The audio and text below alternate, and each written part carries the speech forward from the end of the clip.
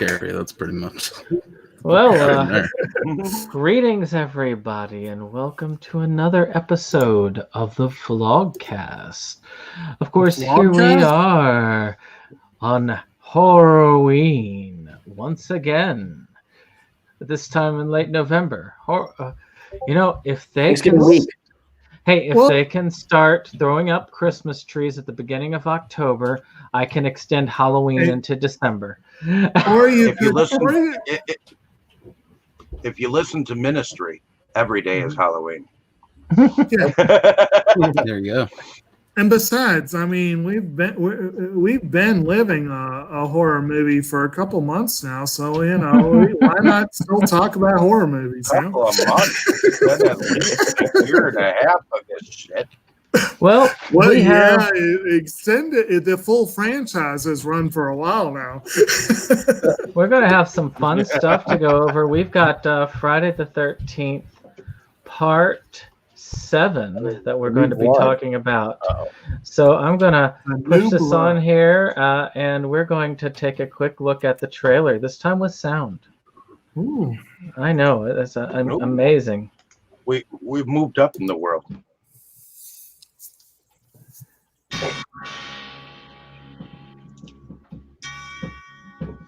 This is the one you've been waiting for. What's happening to me?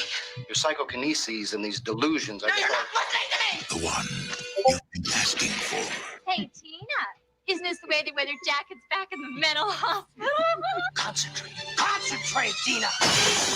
The one you've been dying for. You people give me the creeps.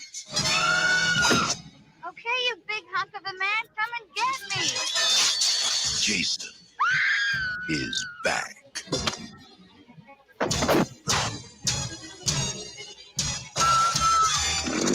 But this time, someone is waiting.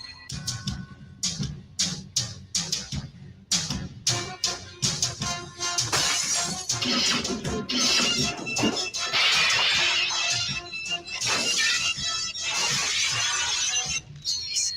Tina, don't go in there!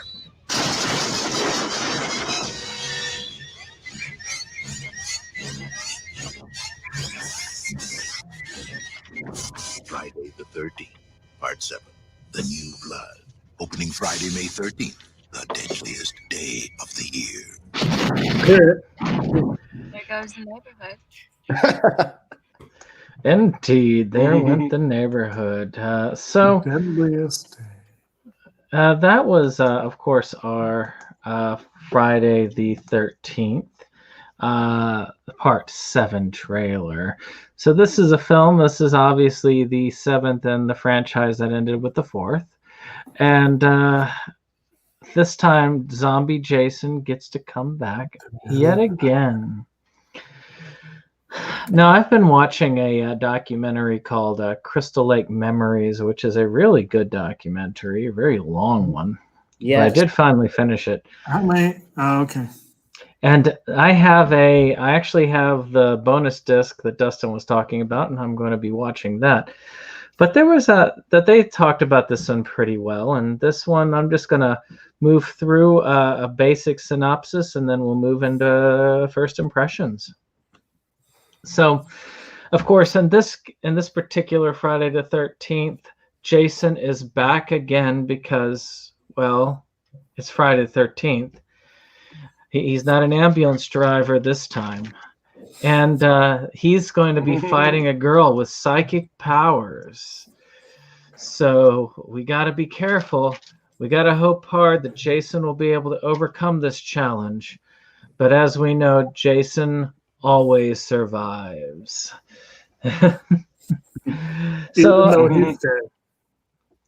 I mean, in truth, of course, yeah, you're supposed to kind of root for them, but we don't root for them. We root for Jason. That's who you root for in these movies. But let's see. Let's start with Jake, because I'm sure that you're the only one here who this is the first time viewing of Part 7. Who says this is the first time? Well, it is, but whatever. Yeah, I've never seen this before. And give me full stage. What happened? I gave you full screen.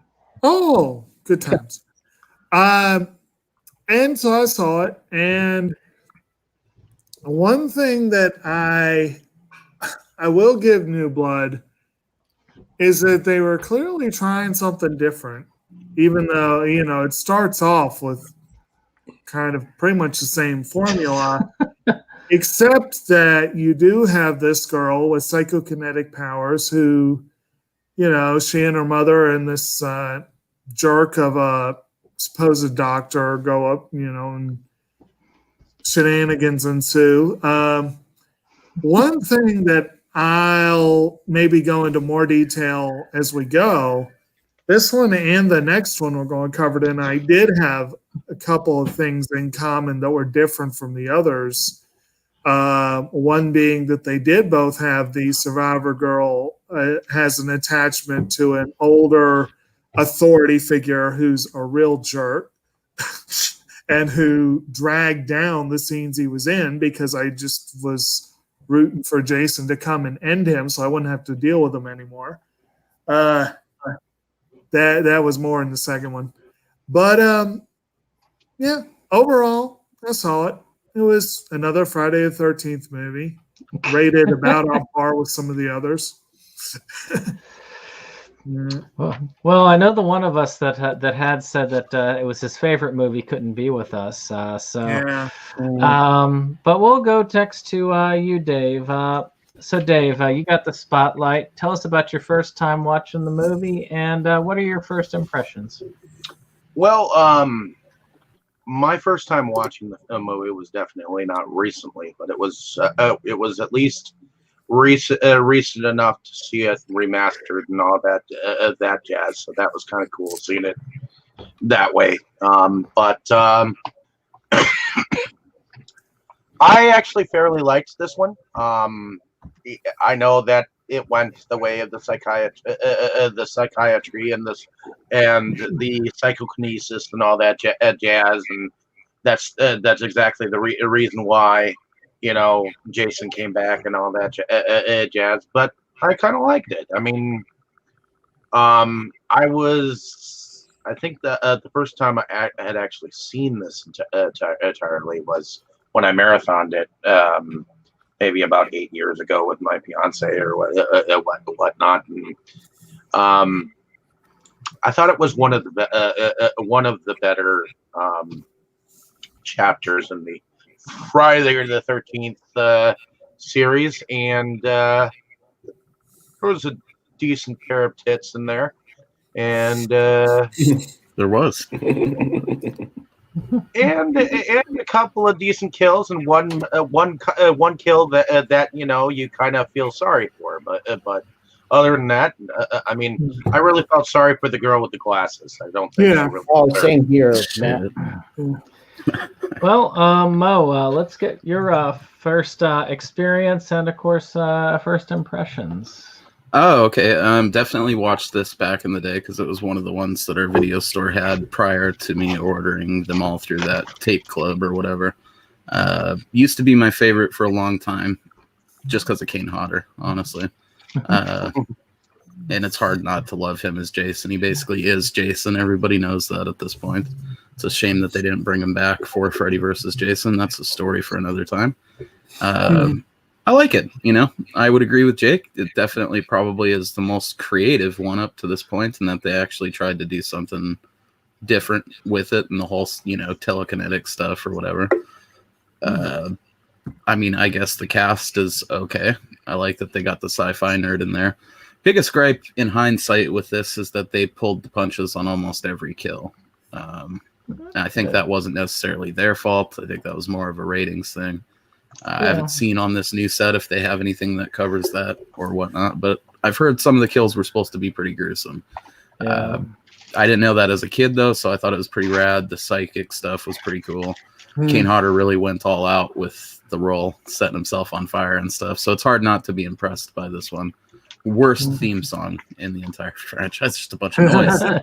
It's just a bunch of clomping noise, Other than that, though, I still love it. 6 kind of dethroned it eventually as my favorite overall. But of the Kane Hodder ones, this is definitely my favorite. He knocked it out of the park right out of the gate. A lot of running in the woods in this one, though. I agree with that guy on the kill count. I actually forgot to screenshot the one for 8, but I went and I grabbed it for this one. 16 kills, and Stain wasn't going to be here. Not bad. So, just as a note on the bloodiness of the kills, of course, they were always at war with the censors. And this is one of those cases where they really did make them much more gruesome. And then they did that strategy. We're going to make them as gruesome as possible and then have us back off a little bit each time so that we can make them suit. But really where we hit the snag is 8. Part 8 is where we really hit the snag, where the censors got too powerful, in my opinion. But then they overcompensate for it with Jason Comedy. Goes to Hell. But Forrest, first experience, first impressions. Okay, so first time I saw this was 20 years ago. Rented it on VHS when I did a marathon of what was at the time all 9 Friday the 13th movies. It was definitely one of my favorites for a long. It was among my top favorites of the franchise for a long time. Mainly for Kane Hodder. It was his first. It was his first outing in the hockey mask. Plus, he just looked so badass with the rotted flesh and the exposed bone and the partially shredded hockey mask. I just love the look. To me, Jason never looked more perfect than he did in this movie. Agreed. And with the chain around his neck. Just total badass. I agree that I definitely like how I found it interesting how they try to do something a little differently with the character of Tina, making her this psychic telekinetic girl. So someone who is like somewhat physically of a match against Jason, physically and mentally, I guess. And also there was a little more effort, in terms of the special effects. Granted, the MPA did neuter this movie in terms of the gore, but you have more pyrotechnics. That you have they collapsed a whole roof on Jason in this one. Oh yeah, the explosion of the house though, that was was great. So. Okay. And you had some real talent. Like you had Elizabeth Keiten and Heidi Kozak, who on top of looking hot, they were both titans of B movies back in the 80s. You have Jeff, and then you have Terry Kaiser, who played the douchebag doctor, who went on to play Bernie in Weekend at Bernie's. And he was yes, he was Bernie. Oh yeah, I didn't even notice. Yep, and also the sci-fi nerd and Tina's mother, Jeff Bennett and Susan Blue. They're also both voice acting. Also both big names in the world of voice acting big names in voice acting for cartoons and video games. So. With that being said, let's see if I can. There we go. So I'm going to be a little bit briefer on this movie than I have because I swear I block it out 90% of the time. I considered this the campiest one so far of all the Jason movies, though Kane Hodder does bring an extra dimension to Jason. I always have considered the rest of it to be far campier than the series had ever gotten. Though I consider the one after this more campy. Rewatching. Well, yes, I felt that. I said that's why I said thus far because there was a time when I would have said that 5 was the campiest I saw, with all the weird comedy aspects and the outhouse kill and all that, but.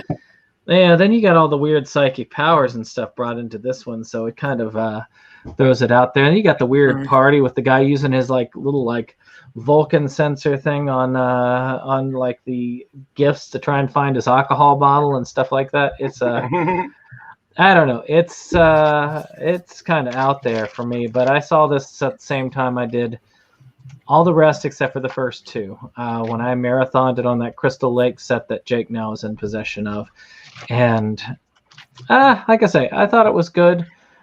I had admiration for Kane Hodder, but it's definitely not my favorite in the series. So let's go ahead and get started with the plot points. I'm gonna drop some characters along the way. Y'all can catch them and play around with them if you want. So we get started with, of course, our survivor girl, introduced to her as a child. And you get to see an introduction to her powers, because you find out that her parents are fighting and father's obviously abusive. And she's like, I'm not taking it anymore, so I'm going to use my powers to kick your butt and kill you, actually. She kills her father, which is written off as an accident as time goes on. So what are your It kind of was. I get the feeling, very strong feeling at that time, that she wasn't by any means in control of her ability. True, though she did want to kill him at the time. She did, yeah. And the best part is that no one fishes his body out of the lake. Yeah, screw that. He's just still there at the end. I never liked him much anyway. Maybe he was such like a scuzzball that he was like, no, man, we don't like that guy. Thank goodness he's dead. Yeah, we're not going to bring the divers out for that one. He's fishing. Now, well, honestly, though, given the history of this lake, you can imagine any of the authorities they would have gone to probably would have invented some sort of reason not to go in there. No, Jason's down there. No one wants to go and enough for them. face Jason. So, So who wants to go diving down there? Jason is supposedly still chained down there, guys. I think he wouldn't have. Well, I don't know. He might have been around there at the time, but but he wouldn't have been buried there. That would be. That would have been before his body was still down there when the dad got killed. Yeah. Yep. I don't know what does. And she goes to the exact same spot where her dad was killed when she's angry at that fucking doctor. So of course her anger will incite the chains being loosed on Jason. Yep. But of course, with that being said, what are y'all's thoughts about her in general as a character? Because she does bring Jason back. She is the instrument that brings him back down, though, and she is our survivor girl. Do you feel like she's a good hero? I like her. She's strong. She's strong. She's strong, but also vulnerable. Right. Very I find her very I found her very, very, very likable.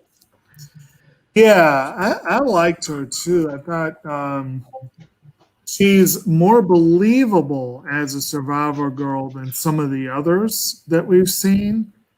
Probably since part 2, actually. Yeah. Right. And she also, I don't know. I would say Megan from part 6 was definitely one of the better well, finals. a couple of them. She's certainly nice to look at too. Which one was it? Was it 3? There was one of them where it was like almost ludicrous. I can't remember which one it was, but this one, she makes sense. She is likable enough. She and Nick get on really well, and he's likable enough. So as central leads, you had some good people to root for. There are some other side characters you kind of like as well, and again, there are some you don't like. So it's a fair balance in terms of that, I like the way that she she wasn't a puss about it when that other blonde girl later in the movie, who actually kind of looks like the chick from part 6, when she was like being mean to her and stuff. I don't know. She didn't just like immediately run home. I feel like I've seen lots of horror movies where it's, I'm just gonna run home because she said a mean thing to me. She wasn't. She was very whiny, but she was not. But she wasn't quite as bad as a lot of these have been. She wasn't as flighty. Yeah. Maybe that's the best way to say it. Flighty. Little girl version of her looked like Carol Ann from Poltergeist too. Oh so my! I I'm thought the only one who noticed that. I was for a split second because it'd been a while since I'd watched this. I was like, wait a minute. I was No. thinking that too at first too, but then when I looked her up, it was like, no. I think that girl from Poltergeist might have even been dead at this point. You know. Yeah. I don't remember when That's Poltergeist a 3 very came out. sad thing. They did come out within months of each other. So Oh, there you go. Yeah. I think she died before 3 came out. So if she was if that predated part 7 here, then she died before 3 even was finished filming. Yeah, she died during the filming, I believe, if I recall correctly. See, I just take issue with her. The whole hook of this just doesn't make sense. How do you accidentally raise some other corpse? Like, Yeah. I mean, I don't understand how that works. I guess we're not meant to. It's just maybe she secretly wanted to kill off everybody around her, and maybe she just like that was her subconscious way of striking out to kill all the people for being assholes. Maybe again, this is one of my things with the series overall is that there are what they call a miracle exception or leap of faith or whatever that you have to do to really fully take a movie even on its own terms. There's so many of those with this series. Yeah, yeah. You kind of have to suspend your in other ones, it's stuff that if you can adjust your brain to slasher logic, it at Right, least makes yeah. some sort of Right. like, okay, sure, why not kind of sense. In this one, it's like, what? Okay, she can see the future. She's got these mind powers. How the hell is she just raising random corpses out of the lake? Or why Like, isn't that she just seems irresponsible. to do more to stop Jason from killing people?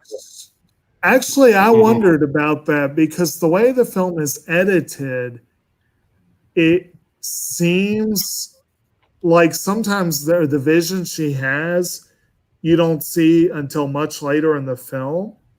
But I don't know if there's anything Right. definitively saying that they're not happening then. So I was thinking of her as clairvoyant or maybe limitedly precognitive. I don't think But she's a full still, I precog. mean, I imagine when she's reaching out with the mind tendrils, right, and she's grabbing Yeah. a hold of things, Oh, it's yeah. like feeling for something in the dark, or maybe, like she didn't chain her dad to a boulder at the bottom of the lake. Well, Why are you pulling that one yeah. up? We gotta look at That is really weird. That is we- really weird. we gotta run it by Leslie Vernon rules. She's Uh-huh. gotta have the others die around her in order to be strong, and There then you manage go. to fight back. That's why she's Oh. saved for last, is because of that. It's a shame that her mom had to go, though, man. That lady's hair, she was Yeah. keeping it high and tight. It's a So- glorious mane that she had up there. Like, Yeah. Essentially, I did feel bad for her. I did feel bad for her. I mean, first she had that loser husband, and then she gets suckered into this stupid thing that ends up. Well, we'll get into more of that, I guess, when we get into the doctor's character. But I'll go ahead and say, as far as the mother, she was one of the ones I kind of felt a little sorry for. Yeah. well, she wanted to do something right for her. Unfortunately, she got that asshole doctor with. Yeah, She was Yeah. she was used as a human shield. yeah, just got meat shielded. Fucking awesome. So did I you- felt bad for her, Yeah. but it made me like the doctor more, if that makes sense. 'Cause it's like, well, I You knew liked this guy's a him more? scumbag, but I didn't know that he was like next level scumbag villain. So when he used her as a That- human that shield, I was do like- tend to cheer at that part. Like, fuck yeah. that That's how you was get it next done. level. I think in Yeah. those situations, if you're going to even camp at Crystal Lake, like if we were all to go, it would be prudent for all of us to decide which of us we might trip in front of as base. We have to run. I just got I'll a train. jump on that grenade if I pull the short straw, but that's just I just got a train to run faster than everybody else. That's all it is. none of us are going to be able to train to run faster than Jason, though. He's definitely doing some Leslie Vernon sprinting out there. He's got mean cardio, especially after he's undead. And it just doesn't even matter. Right. So, when we go forward in time, and of course she raises Jason because she's on this retreat at the same lake because there's the thought that maybe this will help her. Then of course she has all of her friends with, and I'll use the term friends as loosely as possible. and they're all having their party. They're sleeping with one another. They're kind of cheating on one another. One of them's trying to take the boyfriend of the other one. It's just a whole bunch of crap, but we all know they're going to die, so who cares? But I think they're out there to throw a surprise party for a dude that's already dead. Yeah. How little they know. What's happening to them? Yeah. So, what are y'all's thoughts on the people? The people on the party. Yeah, the party peoples. I think this one does like a super good job of having it. It just fills all the slots with bodies. You know, right. None of them matter, and they're all kind of characters we've seen several times at this point in the series. You got your denim jacket like hero dude too. I love that. Yeah. It's just like just put another dude in a denim jacket. You have Maddie, who seems to be the most grounded out of all of them. I mean, she's just tagged along with her friend. I felt so. She's the one. She was one of those. She's one of those characters in the franchise that I felt so bad for when she got killed. Right. No, wait, is that the chick with the nerd chick that does the nerdy makeover? I think so, yeah. I kind feel bad. Man stealer. What are you talking about? Yeah. She's trying to gank her friend's boyfriend. Well, her friend though is not exactly very. Well, the nerdy friend is the one that she died because she was too dumb to carry her glasses in her pocket. Like if you're going to wander around in the woods, just at least have them in there, and then she you're was like, "Oh shit, there he is." David, and her best friend was out to steal Maddie's crush. Yeah. So. And she did. She was sleeping with the dude, and she was the one where he was like, "Oh, I'm going to go down." He fell out of bed, and he tripped over something, and he was like, "Oh, I fell out of bed," and he went down to the refrigerator, and Jason got him right there. I was just thinking to myself, there is a lot of repetition in this in these movie series. Because I was just trying to think, it's like I feel bad for the nerd guy, and then I'm like, holy crap, that exact same scene played out in the 8th movie, essentially, where the girl was kind of lead him on, using him, and then as soon as the use was done, it was like, okay, bye, and the nerd guy's just like, yep. Well, I was just trying to make Nick jealous. Oh my god. That little thing. She loved it. She got what was coming to her. I loved it when right before the scene where the pearls just came off her neck. As he was talking about, "Oh, my daddy got me these pearls," and they set it up just right so that when she did her fucking anger spurt. Isn't getting your daughter pearls kind of weird? Like, isn't that a wife thing?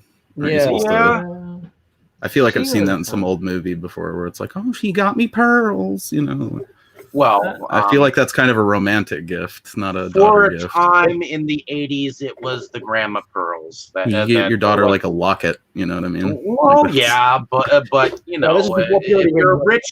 if you're a rich daddy who seems to be like going to the golf course every single fucking day, I mean. Of course, he's going to get her some pearls. A lot of those dudes are the ones that have weird things for their daughters, though, too. I mean, I'm not going to say anything. In the late 70s to 80s, it was the grandma pearl. It's worth considering. It was the grandma pearls and the pads. I mean, you saw it in Dynasty. So essentially, and I'm not going to go into any more. Straight out of a soap opera, definitely. There's no doubt about it. I'm not going to go super in depth with the plot in this because really and truly, it gets to that beginning and Jason's raised. The next part of it is we're going to kill off all the people around her. And then it gets to the final battle, and that's pretty much the whole deal of it. Set up. We do need to talk about why the doctor is such a scumbag. So they've got this whole retreat planned with the mother and the daughter and the doctor, where he has this whole line where if he brings her back to where she's from, I guess she could deal with her trauma. And he keeps threatening with like, "Well, you don't want to go back to the hospital, do you?" Which is exactly where she came from to go to this retreat. She came from the hospital. Right. And so basically, it eventually comes out that this guy is fascinated with her paranormal abilities and is putting her through all this trauma, not to heal her, but so that he can milk this for all it's worth, for the research value or whatever. He thinks that maybe he'll be able to make a name for himself, and that's all he cares about. He's a Dr. Vakeman, essentially, except Vakeman, but without morals. Not charming.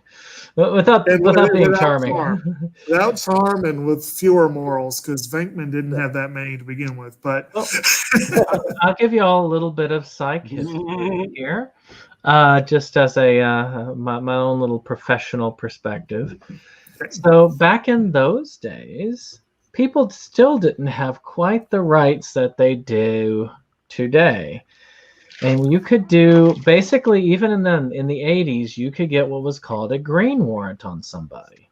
And that essentially is, you see your neighbor, you get into a fight with your neighbor, you don't like them, you go and sign them into a psych hospital, and they got to go. And that's just how it worked for most states at that time period. And doctors could sign their people in indefinitely for no reason other than they needed to fill those beds. Dude, that's ridiculous. I mean, you could commit your neighbors and shit. Oh yeah. Like that's so comical. It doesn't even sound real. I picture them showing up with like the big butterfly nets to catch them or something. You know? I'm like, not sure I've heard that people had that much carte blanche, but I have heard about the whole thing with the doctors. I mean, that was a big thing. Wasn't it Girl Interrupted where that was a big part of the plot? Yes, I know it was with Unsane. That's why Citizen's Arrest is kind of in the whole mix too, because if you get enough neighbors on the same side that okay, that neighbor over there, he looks like he's humping the wall. Let's go tell someone he's humping the wall. Sign him into that loony bin and get him the fuck off our block, you know? Hey man, ain't nothing wrong with getting a little wall. Okay, that power was usually used. That's what he's already doing. That power was usually used for spouses. Usually husbands would get their wives committed, or it would be used racially, as in, we're in a white neighborhood, there's one black family that moves in there. Okay, we're going to send them all to the hospital indefinitely. They're being... Actually, in the 70s, being uppity was considered enough of a charge to lock them away for 30 years. That's whack.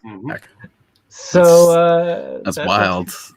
But as far as doctors, because doctors were such scumbags, our state, for instance, Virginia, outlawed that, so doctors have zero authority to hospitalize any of their patients. Psychiatrically. So that's because they were that corrupt. Dude, it makes you wonder like how many people there's probably more like sane people in the asylums just because somebody was pissed at them than there was people with actual problems that needed to be there, maybe, or it could actually get treatment instead of just some MK Ultra shit or something. Any other type of like stuff that y'all wanted to talk about during the basically that plot line between she wakes Jason up and we get to the end fight? There's a lot to be said about the finale of this movie. That's why I'm holding on to it until the end. But I don't know, man. Like I said, it just does a really good job of. It feels like they just gave you a full clip of kids to kill and threw you out there into another Friday the 13th movie. You know, we do have that extra like interesting bit of the whole, superpowers and the scumbag doctor and that mom's sweet fucking hairdo. But other than that, no, I think you've hit all the bullet points there. Did anyone else feel like the best friend that, redhead? Yeah. Did anyone else think she looked creepily like John Travolta? Nope. I don't know why I thought that. I didn't pick up on that, but I think that's a reason enough to do a rewatch right there. Enjoy that. And introducing Adele Dazeem. I meant to pull that on you in our last video with your butchering of those Japanese names, and I forgot about it. Hey, I made an actual attempt, and I did okay, considering I'm terrible at these type of things. Adele Dazeem. Adele Dazeem. I actually have that clip. Thank you very much. But I thought that they did a decent job. Though I think that they improved upon it for Vengeance when it comes to that, because Vengeance they really had it set up in Vengeance. You know what I'm saying? There you go. Here to perform the Oscar-nominated, gorgeously empowering song "Let It Go" from the Oscar-winning movie Frozen. Please welcome the wickedly talented one and only Adele Dazeem. Dude, have you guys seen his TikTok? No. Oh god, I'm pretty sure he's a fucking serial killer, bro. There's like a weird, creepy vibe I get from John Travolta when I see those TikToks. Travolta's something an in his odd eyes. one. Scientologist for years. He's an odd one, but he's always been considered a fairly nice guy. So I guess it's it's what it is. Hey, But you can be nice. Buffalo Bill was offering that girl lotion in the hall. I was gonna say, Scientology. what is the common refrain? What is the common refrain when he seemed like such a nice guy? They always do it first. Must be all those things. I don't know. I So- guess my only other comment of like on the bulk of the movie to this point would definitely be that they try to recreate some beats from previous ones, like the slow-mo toss out the window, but it's just not as cool, or just little things like Well, that. he definitely likes windows because he crashed through one in here. So And I will say that in terms of the final tour of the victims or whatever, isn't this the one where he jerks the dude off of the thing, or is it? No, that might be in part 4. Never mind. no, but there is a penis pumper that is opened up in here. So I don't know if that. well, it was labeled as a penis enlarger, but it was just a magnifying glass. The biggest mightier. Well, yeah, because the party next door was supposed to be for Nick's husband, and I don't think we entirely fleshed that out. So Yeah, and like I say, it's enough that I was tired enough when I tried to watch this that I probably I knew there was a birthday party going on, but I just totally just went, they're just all gonna die. That was about all my thought was. Why should I get attached? They're all gonna die. Right. Pretty much, yeah. And it does start to, the repetition sets in, I guess, a little in this one when I'm watching it from without the nostalgia goggles on, It's sort of, we got cool Boney Jason and there's special powers, but in terms of the slasher part of the movie, it does start to feel a little even more beat by beat at this point, I think, than the other stuff. I feel like if the MPA hadn't neutered the gore, it probably would have been one of the standouts in the franchise. Oh yeah, there's some of those kills just in just thinking of the logistics of it. There's no way to do it where it's not disgusting, other than the way they did it, which is just us not seeing it. In a way, I think that Vengeance took the place of what this was trying to be, because Vengeance had one heck of a kill streak. I mean, I've heard good things. Dang. That thing. See that. Oh, it's the great thing is it's free on YouTube, so you can check it out anytime. It is worth it. I think you can still buy copies of it too. Oh, it was worth. I'm glad I have it in my collection. Actually, I should mention when I was Friday the 13th this month, I was in Blairstown, New Jersey. Yeah. Visiting the filming location visiting the camp where the original was filmed, and there's actually a whole Friday the 13th museum in town, and I think they had posters for Vengeance on sale. Didn't you get served friggin' lunch by Friday the 13th 7 Jason at that diner? I did. I got strangled by him. Nice. So diner with Steve Christie had dinner before he got killed. I actually have a sign poster for Vengeance, but yeah, that was cool. I want to actually, in the time between this one and the next one, you need to entertain us with the stories of your Camp Blood visit. Oh, absolutely. So let's see. We are at the point where we get the battle between Jason and Psychic Girl. He's finally killed enough of her friends, her mother, the douchebag psychiatrist, and it just all of their dead bodies. They piled up enough that it made her ticked off, and finally she's going to use her powers on Jason. And you can see Kane Hodder's like performance. He's like, what the now that she's now that she's figured out how to manage her powers on her own, because this retreat was in fact a good thing for her to figure out how powerful she really was anyways. Oh yeah. So, she was kicking some butt throughout that thing, electrocuting them, setting them on fire, all that stuff. Well, dropping and them through friggin' staircases. My God, there is something about that fire. I watched some of the behind the scenes on that fire, and Kane Hodder said that he actually went to the hospital through the fire scene in the basement. I think he set a record for how long. I think he set a record for how long a stuntman was set on fire for a film. Yep. Yeah. At the time, it might even still be standing. I don't know, but it was for a long time. He got hurt twice in that film because he also got hurt when that thing collapsed on him too.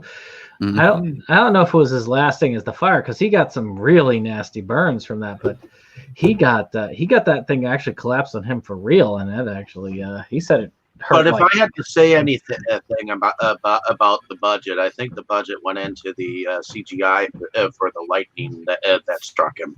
So as far I as don't know, Jason, there was a price tag attached to him for sure. That design of definitely had to have cost money. And it was like a suit Kane wore and shit, you know. Yeah. We'll have to come back to that with the makeup and the effects, most definitely. In terms of finales, man, it's a strong contender for having the craziest. Yeah. Like, okay, we're not talking about the Dead Stop finale later. We'll get to that horse shit. But the battle, easily the craziest, I think, in the franchise, because it's just nuts. Like, he's getting set on fire, he's getting smacked in the face, he's getting strung up by light cords and dropped through staircases. I mean, it's absolutely insane. I would say this is the first time in the series Jason met his match one-on-one. Somebody that was there. Not until Freddy versus Jason. Somebody that could actually kick his ass. She kicked his ass and she destroyed the mask. Like the actual mask. She tightened it until it like split. Yeah, that's one of the better scenes in the movie too. The best unmasking, I would say the best unmasking of the whole series. Should have been the first time we ever saw his face as adult Jason. I mean, as much as I love like Hillbilly Jim Jason out there, like bursting through walls and stuff, this would have been a much more impactful, like, because as a kid that shit freaked me out, and it still is kind of one of those holy shit, that just still looks badass moments, you know. Yeah, his Jason was definitely a new part, but that's a different Jason. That's zombie Jason. It's really the first time we get to see zombie Jason in his deformed hell baby look, and it's a heck of a lot better than the look he had in Jason Goes to Hell. Well, Jason Goes to Hell did not happen. See, I like bits of that. We'll get there, I'm sure. Are we doing those, or is this? That's the when we get into December, we're going to be covering Jason Goes to Hell, Jason X, and then we're going to finish it off with Freddy versus Jason and the Killer Cut. Nice, because there's, I like bits of that, but yeah, it's, I don't know, man. And one thing that I think is just absolutely awesome about this whole final scene is definitely like the level that they went to make those stunts real. They really are just dropping Kane Hodder through the floor, pretty much, So, of course, we have a big back and forth, and we keep seeing, oh, by the way, well, that's okay, Jason's invincible. He's not really doing a lot of damage. I mean, he does manage, most of the damage he inflicts is to her, like, boyfriend, essentially, throughout the whole. Doesn't he mess that guy up with like one of those little things your mom like rakes the lettuce patch with or something? Oh, backer. Actually, though, there was that scene where he's got the weed eater and he puts a saw blade on there. And I thought to myself, my grandfather did that because you could do some damage and cut down small trees really easily if you put a buzzsaw blade on a weed eater like that when you it. I will have to say that they used the "I'll be right back" trope like twice. Hey, but I think they were just throwing in the kitchen sink in this one. Guy, he was camping with his girlfriend, and he was like, "I'll be right back." And of course, that's when Jason picks up the machete and, of course, slams the sleeping bag around. So with the girl in it. Which sleeping bag kill was the best, and it could have been better. Yep.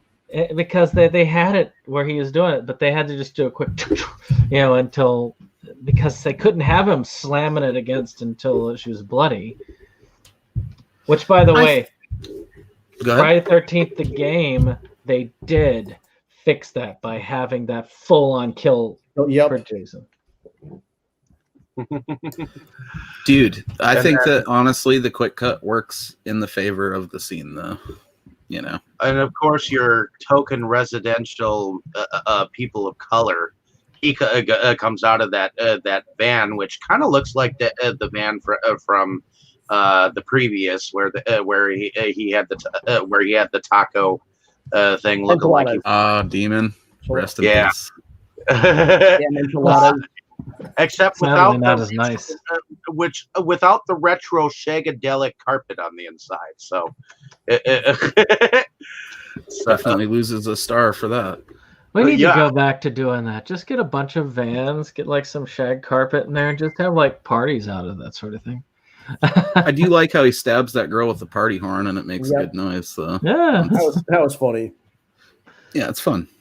So, looking at how it ended, what did y'all think of the actual end for Jason? Worst in the entire franchise. What the hell is going on with the dad still down there and he still just looks fine? And then his body, the dad's the dad's down there, still down there, but they never bothered to look for his body. They never bothered to look for his body. I watched that kill count by Dead Meat to get the number, the 60. I don't know why I just didn't Google it. I watched the whole kill count video. It was cool seeing the kills again, I guess. But he says that guy looks like an extra in a pirate movie, and I could not stop laughing. That is spot on. You want to know what something is funny is that after watching that documentary, and they said they had a full-on animatronic that had like the kind of like decay and all that ready to do it, but then they decided last minute, no, we'll use the real guy. We'll throw some light makeup. They said, well, you throw heavy makeup. Then it's like, no, we can't do that. Let's use light makeup on him. And then that ended up being what got into it. Isn't it John Carl Buechler or whatever his name is? John Carl Buechler. What a waste. That's like having Tom Savini out there and just having him put eyeshadow on someone or something. Like, what? Because I saw some of the original concepts for it, and it looked freaky as heck. Because it looked like another zombie basically coming up and grabbing him. Doesn't that guy have it actually in that Crystal Lake documentary? I think he's got it sitting there with him, doesn't he, or something like that? He still has it at home. Yeah, some of the people, it's kind of funny because they come on with like their severed heads and all that stuff. That's how you got to do it. But if you're gonna chop my head off in the film, I want my head to take home with me. I don't know, man. It's just such a stupid and unnecessary ending. It's them trying to do that whole I think the idea, even with the corpse, is kind of stupid. Honestly, even if it looked awesome, it's just kind of stupid. I thought they were kind of trying to flip the surprise ending from the first three movies on its head by having instead of having like Jason or his mother popping out and grabbing the final girl, it's someone else coming out from the other leg and grabbing Jason for a change. Well, she can reanimate dead bodies now. Well, then no one's actually dead in this movie. Then how about that? she can just go around and be like, cured. How about that? She didn't resurrect Jason. She pulled him. Well, if anything, down there like shit. This sucks, and then this girl pulled him up out of the water. So with that being said, let's talk a bit about the special effects, because the music was, but the special effects in this film were top notch. Oh, probably some of the best in the series. But go ahead, Tor. Sorry. No, I was just saying. I was agreeing. Absolutely. But yeah, it was as I said earlier, the show best looking Jason in this. I love the make, like how they did how he looked when his mask came off with he had the decay, the exposed skull and all the broken teeth and bullet wounds and stab wounds. His whole spine's exposed. His ribs are exposed. Oh yeah, his clothes look like they're just rotting off of him at this point too, which is like my favorite aspect of it for some reason. Exposed bones are awesome, but that rotten ass clothing is just great. For a moment when you saw because at first they would do like a boot shot where they just have like a picture or a videotaping of his feet. I was thinking, oh, Kiss has come to town for a moment, even though I know those aren't the Kiss boots, that he's wearing. But I was just thinking, hey, the demon has come to be Jason for a moment. Oh yeah, that'd have been a cool twist. Right? Those enchiladas really packed a punch. He came back from the friggin' dead. I don't know, man. Awesome Pirate. Jason, though, for sure. I concur. Yes. And you said that you were talking about the pyrotechnics. That house explosion. When I was hearing about the cast and they were getting there, and they could feel the heat off of that because they really did blow that house to smithereens. Mm-hmm. That's just wild. Yeah. Right. I think those cabins were just built for the movie. Those cabins were built just for the movie too. Well, and even just dropping that thing on him, that's fucking dangerous. Even trained, and with it being somewhat faked, it's it seems like a super sketchy thing to do.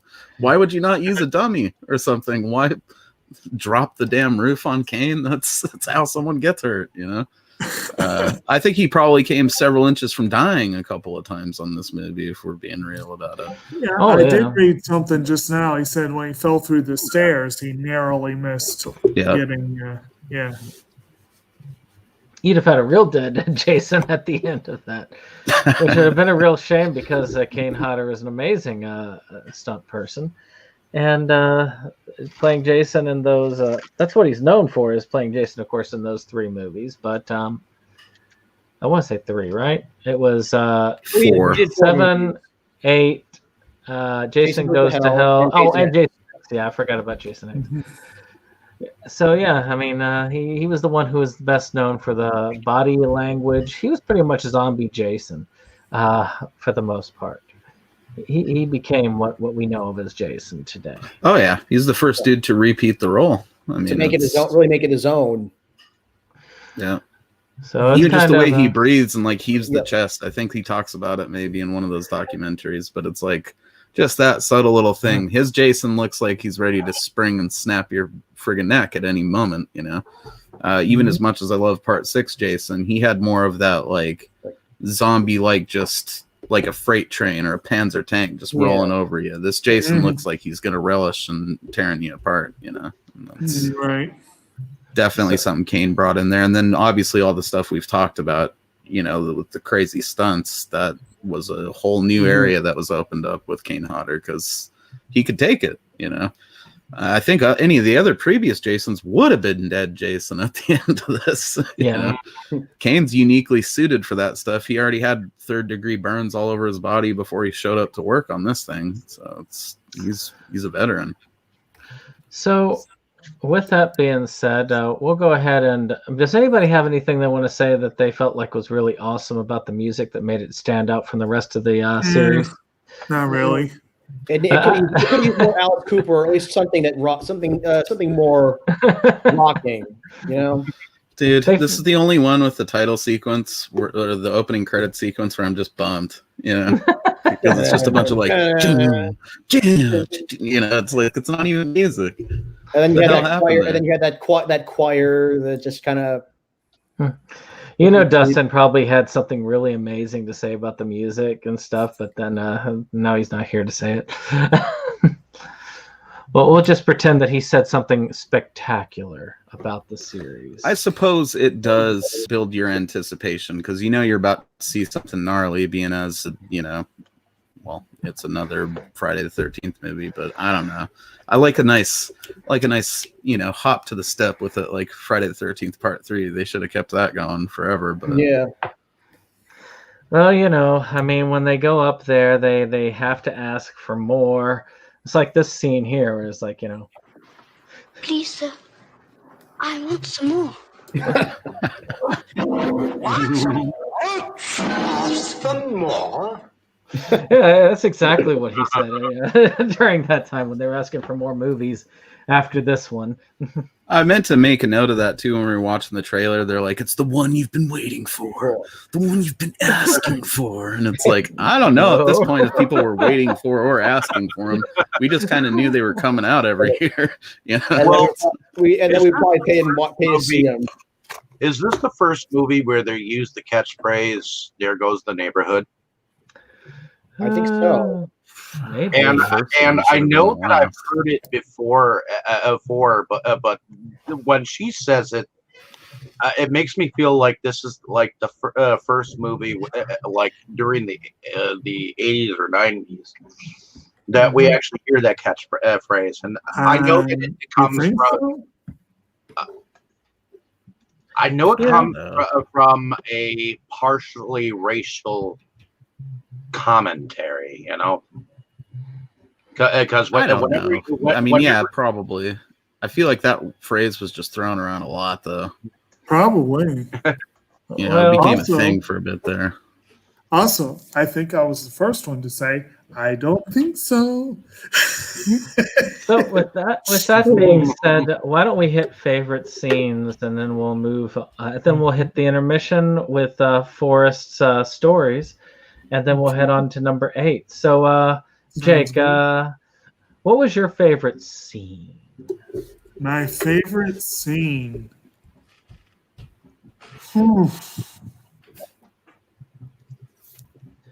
Nothing really leaps out.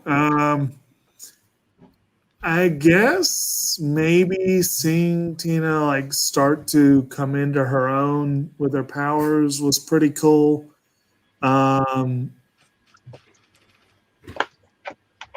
Seeing the doctor and the spoiled stuck-up bitch both getting killed, those were both pretty fun. They happened too late, but they were fun. That's really nothing really leaps out to me. What about you, Forrest? What's your favorite scene? For me, it's probably it's a toss up between Dr. Cruz getting it with a weed whacker, and also the unmasking of Jason. Like just like, you know, with like the put like, you know, she's like using her telekinesis to tighten up his mask. And all that pus is oozing out of his head, and then finally they reveal his face, and it's like kind of a holy shit moment. It looked great. It just looked really good. Just looked great. It just looked badass. So what about you? Yeah, it looks like it would somehow make him smell worse. You know. Like he already smelled bad, you know, but as soon as that seal was cracked on that Tupperware, I'm sure it smelled like butt, bro. That whole final battle is amazing. So that kind of goes without saying. I think like outside of that and her mom's hairdo, my favorite moment in the movie is just probably how stupid that ending is. I don't know. No, I definitely do love like when she crashes the car for some reason. That part where she sees like the vision of her mom getting it. Mm-hmm. I don't know why I always really like that scene, and then she just runs aimlessly into the woods. So if I had to choose something that wasn't already covered, it'd be that, or like the badass logic of, well, car's broken down, let's have a picnic in the woods. Like I like that kind of stuff. So. What about you, Dave? I would like to say that one of my favorite moments is when she takes the fucking TV and like throws it at the doctor. That was pretty tight. I mean, I hadn't seen anything done with the TV since Nightmare on Elm Street. So, primetime TV, bitch, you know. So, but I think my favorite part of it was when she actually was able to psychically throw some nails at him and threw him on fire. I mean that whole sequence just kind of just went dunk dunk dunk dunk, and it was just spot on in that basement, and then of course that part where you knew that he was going to get electrocuted in the puddle, that was just, oof, Well, it's still astounding to watch too, man. It's one of those burns that's long enough where you hit that point where you're like, damn, yeah, there's a real dude in there. I liked that part just at the beginning when she finally realized I'm not going to be the victim. I'm going to use my powers on him. Starts wrapping those tree branches a la Evil Dead around Jason's legs. He's looking like, what the? Because, he's looking around surprised and all that stuff about happening. She takes him into that puddle and then electrocutes him with the live wire. I mean, that's just like awesome right there. Getting of like an awesome battle. Well, with that being said, we're going to have a brief word from our sponsor as we wait, and then we're going to hit the forest there. A penguin? And he's been drinking. Wait a minute. Penguins can't fly. Penguins can't fly! I think that speaks well to the logic of our next book that we are going to be covering. And with that being said, I'm going to move us back over to this. The series would have been better with a penguin. Yes, it would have. A drunken penguin. Yes. He does stay around for that whole episode, though. And continues to drink. And so with that being said, Forrest, give us a kind of a brief summary as to your adventures with Jason. You obviously were the survivor girl in this one because you're still with us. I think Forrest's the hottest survivor girl yet. Yes, I survived a date. Yes, I survived a day trip at at the real Camp Blood. I even got a water bottle to prove it. Mm-hmm. And also, actually, water bottle. A coffee Did it come with some actual Camp Crystal Lake water in it? No, I don't think it was actual lake water. I don't think they used actual lake water. That's a good Jason Cork's water. Yeah, Jason Cork water. Everybody. Oh, and also this keychain. Ah, cool. Cool. But yeah, it was about it was about a 2-hour drive from my apartment to the town. Actually, or to the camp. First, I stopped off at the diner where Steve Christie, the owner of Camp Crystal Lake, where he went for dinner before he went back to camp. I had breakfast there, and got strangled by Jason. There was a lot of fans. There was a lot of Friday the 13th fans all over town, like wearing shirts and wearing T-shirts, costumes, hoodies. People were coming in from the Midwest, the South. Just to see this place. I did find interesting. I was surprised that the camp itself, it's a lot more spread out than it looks in the movie. It's a lot more spread out, and actually the movie itself, the camp looks, everything looks pretty close, everything looks pretty flat. It wasn't the case. Everything's very spread out. Everything's a lot. There's quite a bit of hiking between cabins. I did learn actually the if you remember the beginning of the first movie, there's all those campers having a camp around the fire. That was actually in one of those like those open air picnic areas. Right, I get you. Yeah, and apparently Tom Savini had used had used one of the camp ovens to bake Mrs. Voorhees' head, and apparently it smelled like burned rubber. Was Steve Christie wearing those sweet cutoff jean shorts when you met him? No, it was actually. Okay, so the camp itself is actually a scout camp, and all the tour guides there, all the tour guides and organizers are all former scouts, and they were doing it as a fundraiser for the camp itself because they couldn't open it this summer because of COVID, but they were also doing it as a fundraiser for a neighboring camp for terminally ill children. So that's about $200 that went to a worthwhile. I feel like it's $200 that went to a worthwhile cause. How rad would that be to be those scouts? So how was the lake itself? Did it feel like Jason was sitting there underneath? I feel like I definitely got that impression that his body's still down there. Actually, the beach where Mrs. Voorhees and Alice were fighting each other in the third act. The shoreline, the beach is actually receded and is now underwater. Oh, apparently the camp's been having issues with beavers damming the lake. That's awesome. The beavers are what really defeats Jason in the end. Yep, and also I found that Kevin Bacon's cabin and Brenda's cabin, the girl who got thrown through the window in the first movie. They're actually their cabin was actually the same cabin. They just filmed each scene on different sides.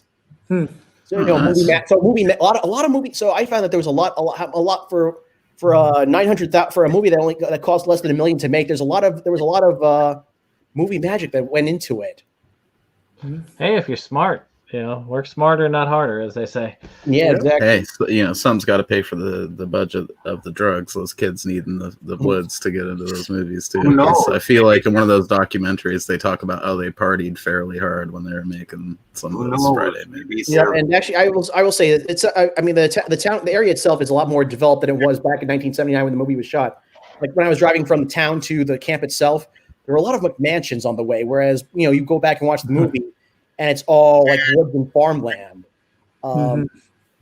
Actually, if interesting, so if you remember in the first movie, Mrs. Voorhees picks up Annie, and Annie tells her that hey, you passed the camp.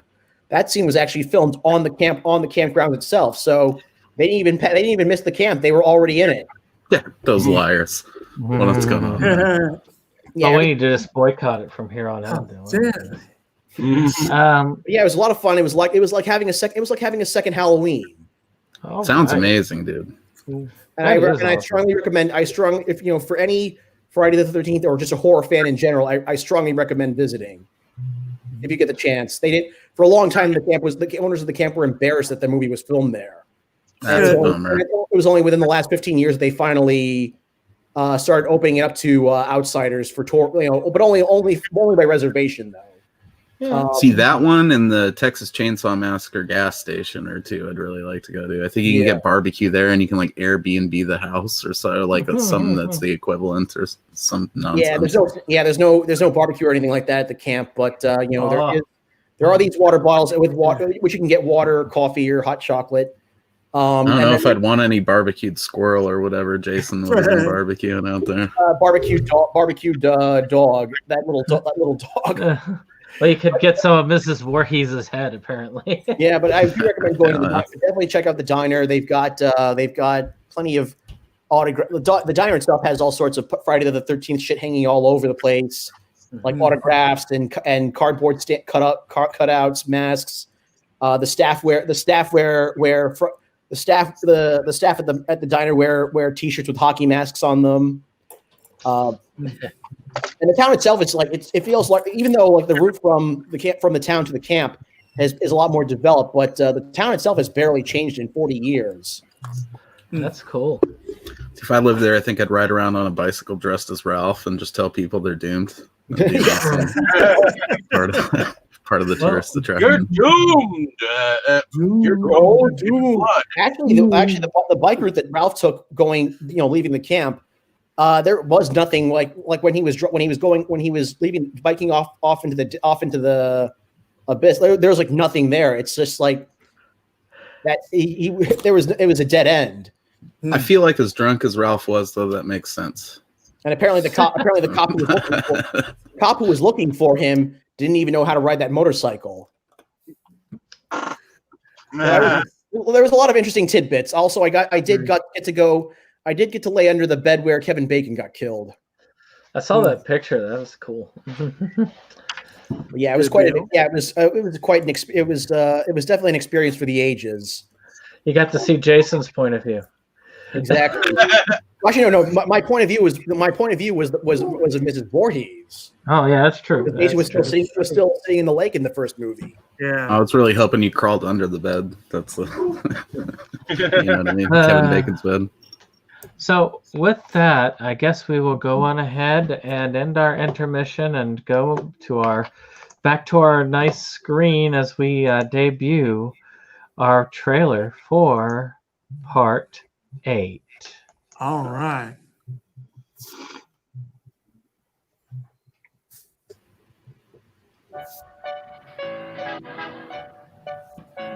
Spreading the news.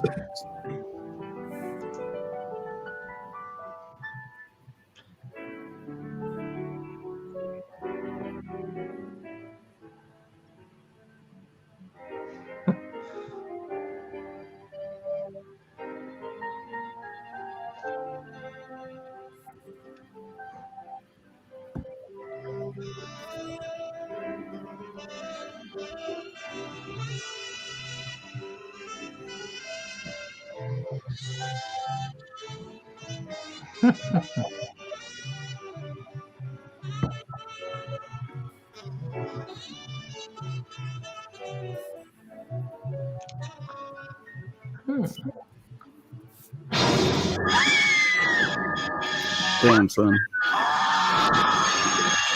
Friday the 13th, starting. Jason takes Manhattan.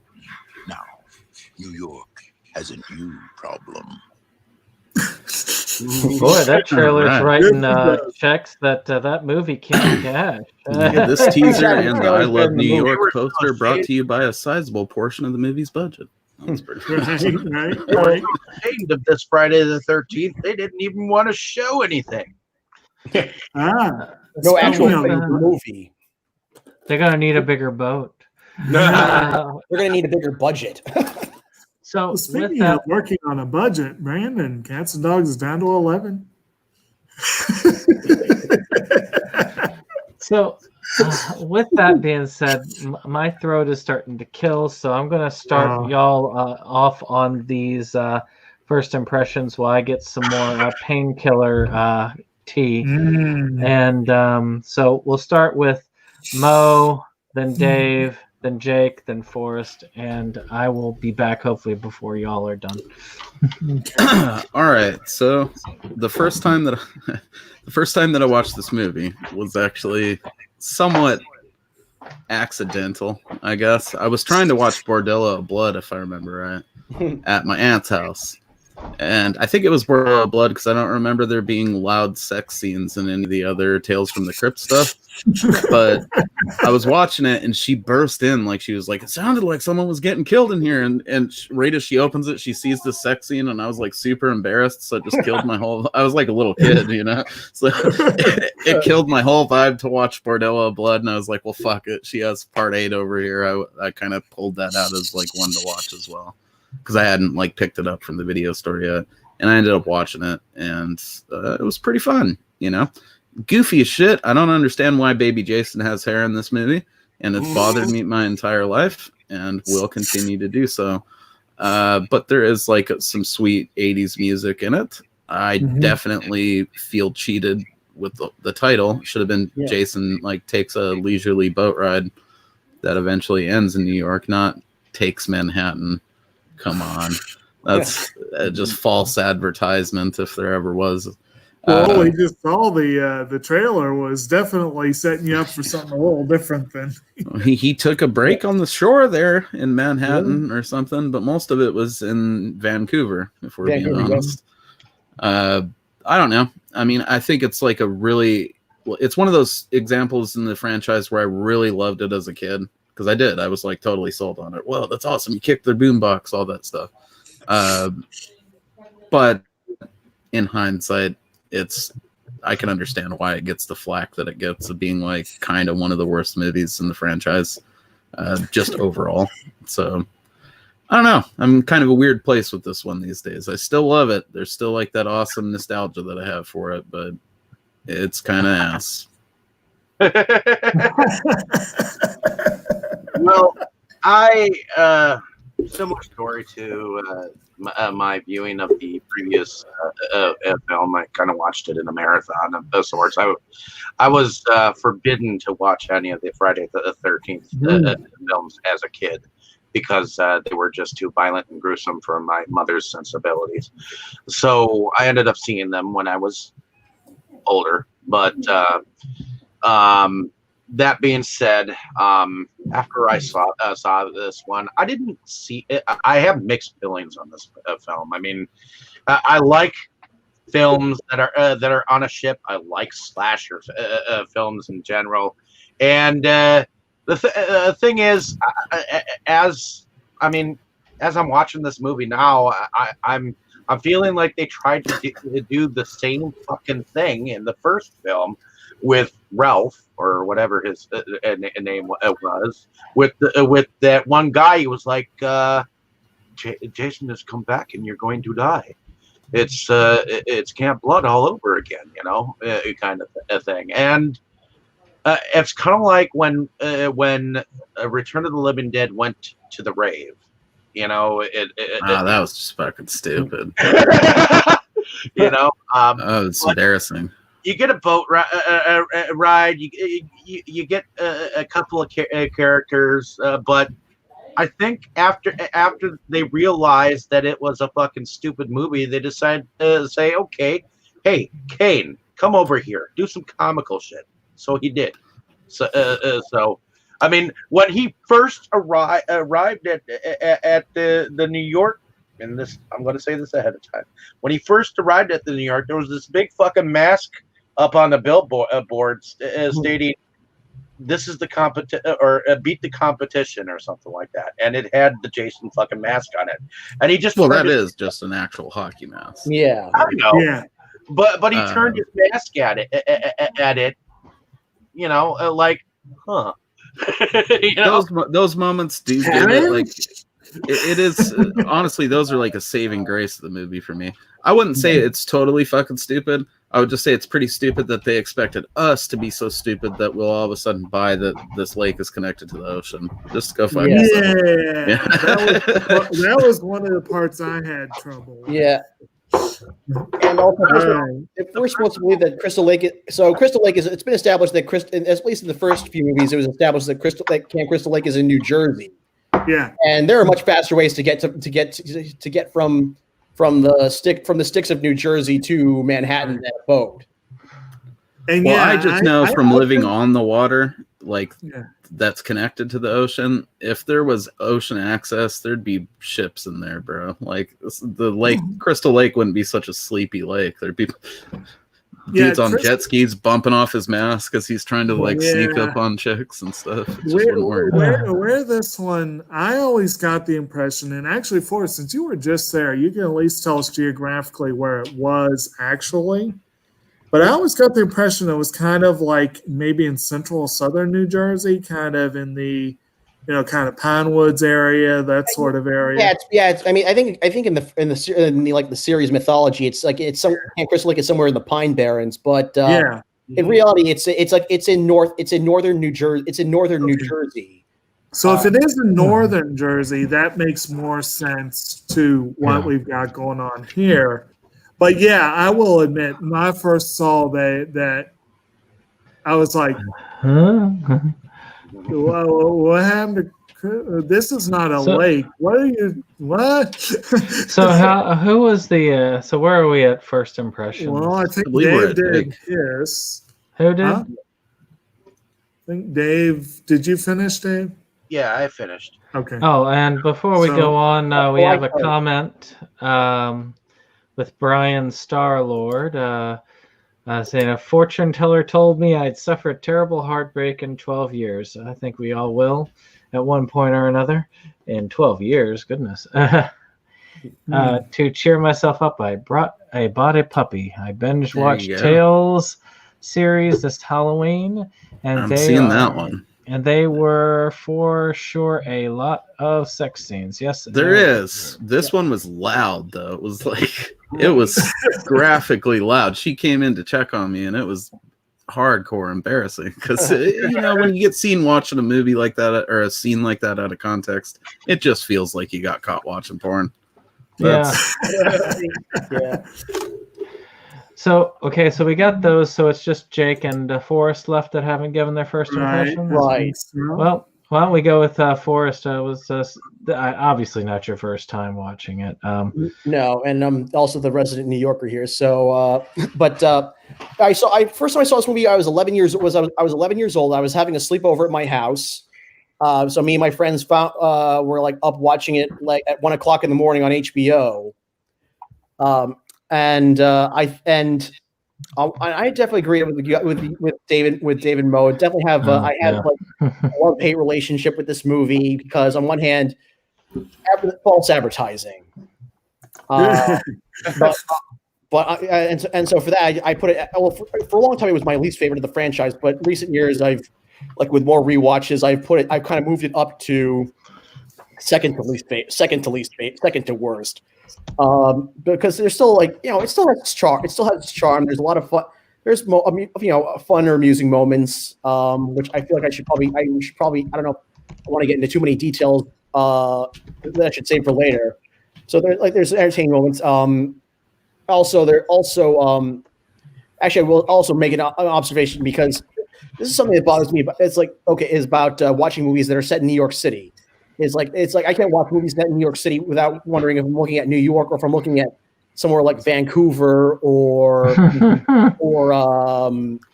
Wilmington, North Carolina. Okay, the subway, the scenes in the subway, they can cover Vancouver's subway system in graffiti, and it'll still look a lot cleaner than the real thing. Yeah. Actually, I have actually been to New York City once, and I actually did get to see the subway system a little bit, just enough to where I could believe. I didn't even see the worst of it, I'm sure. But actually, I went once, but I'm not brave enough for that shit.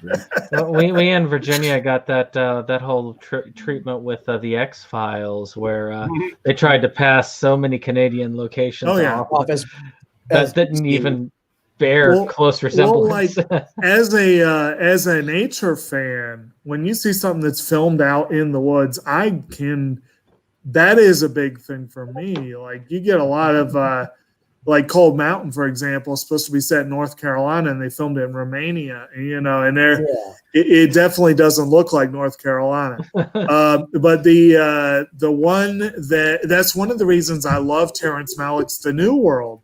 Because all that stuff, Jamestown, that's where they filmed that.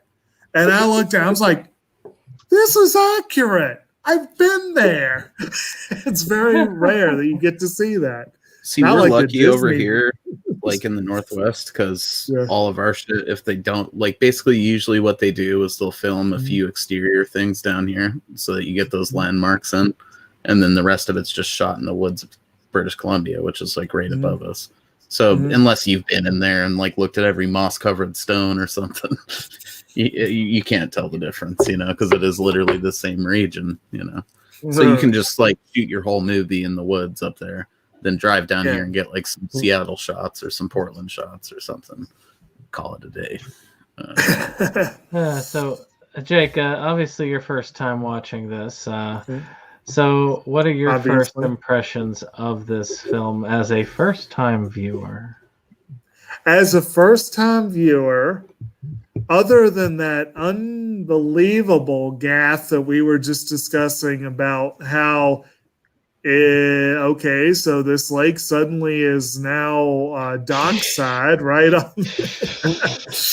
And they could go straight from there to a cruise ship, apparently. It until 3/4 of the way into the movie, and so that I had some issues with. If in truth, you want to know the truth about it is that the writers hoped that people wouldn't care. Well, that's probably true. Yes. And that was one of those miracle exceptions I was talking about. Other than that, to be honest, I actually enjoyed this more than most of the movies we've seen. I wouldn't say that made it a better film, but again, I give it props for doing something different. This one, to me, it almost had more of that Ninja Turtles vibe to it than most of the other. A little bit. Actually, yeah, I can see that. I mean, it did come out just the year before TMNT, and Well, New York with the back when music and everything. Dangerous. well, What's let's. that? I said both of them back when New York City was dangerous. Right. Oh, yeah. And, I mean, this one, but on the other hand, I thought it was kind of funny because we talked about in that discussion how Ninja Turtles got a lot of flack for how dark it was or whatever. And this one, friggin' opens with a shot of some people shooting up in an alley or something like that. It's okay, this one's a little darker. It's a dope song in that opening. Yep. I actually have that on my iTunes. Not bad. What's that? I said I actually have that song on my iTunes. That's amazing, Forrest. I did kind of like the soundtrack to this one. I thought it wasn't bad overall. My main overall impression there was that total jerkwad of a authority figure that was way too prevalent in the movie, and a character I quite liked got off almost immediately. So there were a few kind of I didn't think they hit the right people at the right time sometimes. But that overall, dude did throw a small child into a lake, though. That's pretty funny. I know. Yeah. But so that's kind of the prevalence of the backstory with the girl. Apparently, because of that connection, is why Jason is after her. So even though we get a Jason that has hair and has skin. My first impression was actually a mixed one, because I did like it a lot better than I did 7. And I like campy things, and that was a campy title. And darn if it didn't deliver some on that camp as we went. And to me, the biggest issue, though, I was having this picture in my head, like that trailer of Jason going through Times Square, because you get to see the one scene where he's in Times Square that cost them a lot. And I just wanted to see that scene in Times Square. He's just mowing down New Yorkers, and the rest of the New Yorkers are just kind of just walking around, just doing their day. They just do a little bit of wider swath and ignore as it's going. Instead, stepping over corpses. Instead, a cash grab for advertisement. So yeah. I mean, I think they wanted to do a lot more, but it just logistically wouldn't have worked too. So I think they had some issues doing what they did do. Yeah, like that boxing scene they wanted that boxing scene to take place at Madison Square Garden. That's lofty for sure. But some Times Square stuff, they could have done some more work like that, but you would have always had people trying to get a picture with Jason like it was at that point. So just not feasible. They could have faked more New York stuff though, instead of making 2/3 of it Jason takes a cruise. Exactly. I don't think we got Forrest's first impressions yet. No, we did. We hit his, and then we moved to Jake's. So. Yeah. Okay. They could have called it Jason at Sea. I mean, that would have made I don't know, the voyage. Jason goes overboard. Actually, I guess in a sense, we kind of get a nod to 6 with the boat being named Lazarus.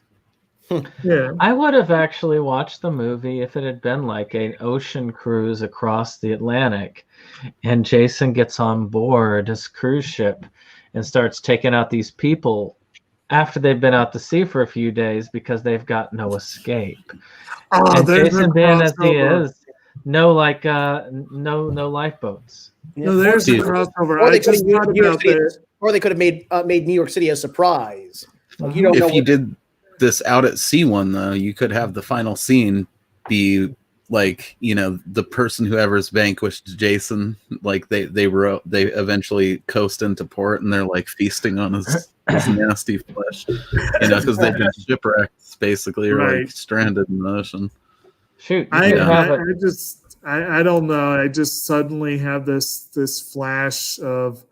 I know Brandon will appreciate this. Mo might. The Book of the Atlantic, you know, with Black Butler. I'd love to see Jason up against Sebastian. That'd be it'd be fun. Sadly, I've not started that. My kid's like an expert on it, though. That's her favorite thing is Black Butler. So. Right. Yeah, they could have done a crossover with Titanic. With well, he is one hell of a butler. See, okay, if Jason had came up and just skewered Jack, I could understand Rose keeping the door to herself, but that's not how it went. See, that would be awesome there. That's why the Titanic really sank. Jason was on board and he was like hacking them up. Oh yeah, they are thinking of launching another one, so it's possible. There you go. That's a new setting for the next movie. Exactly.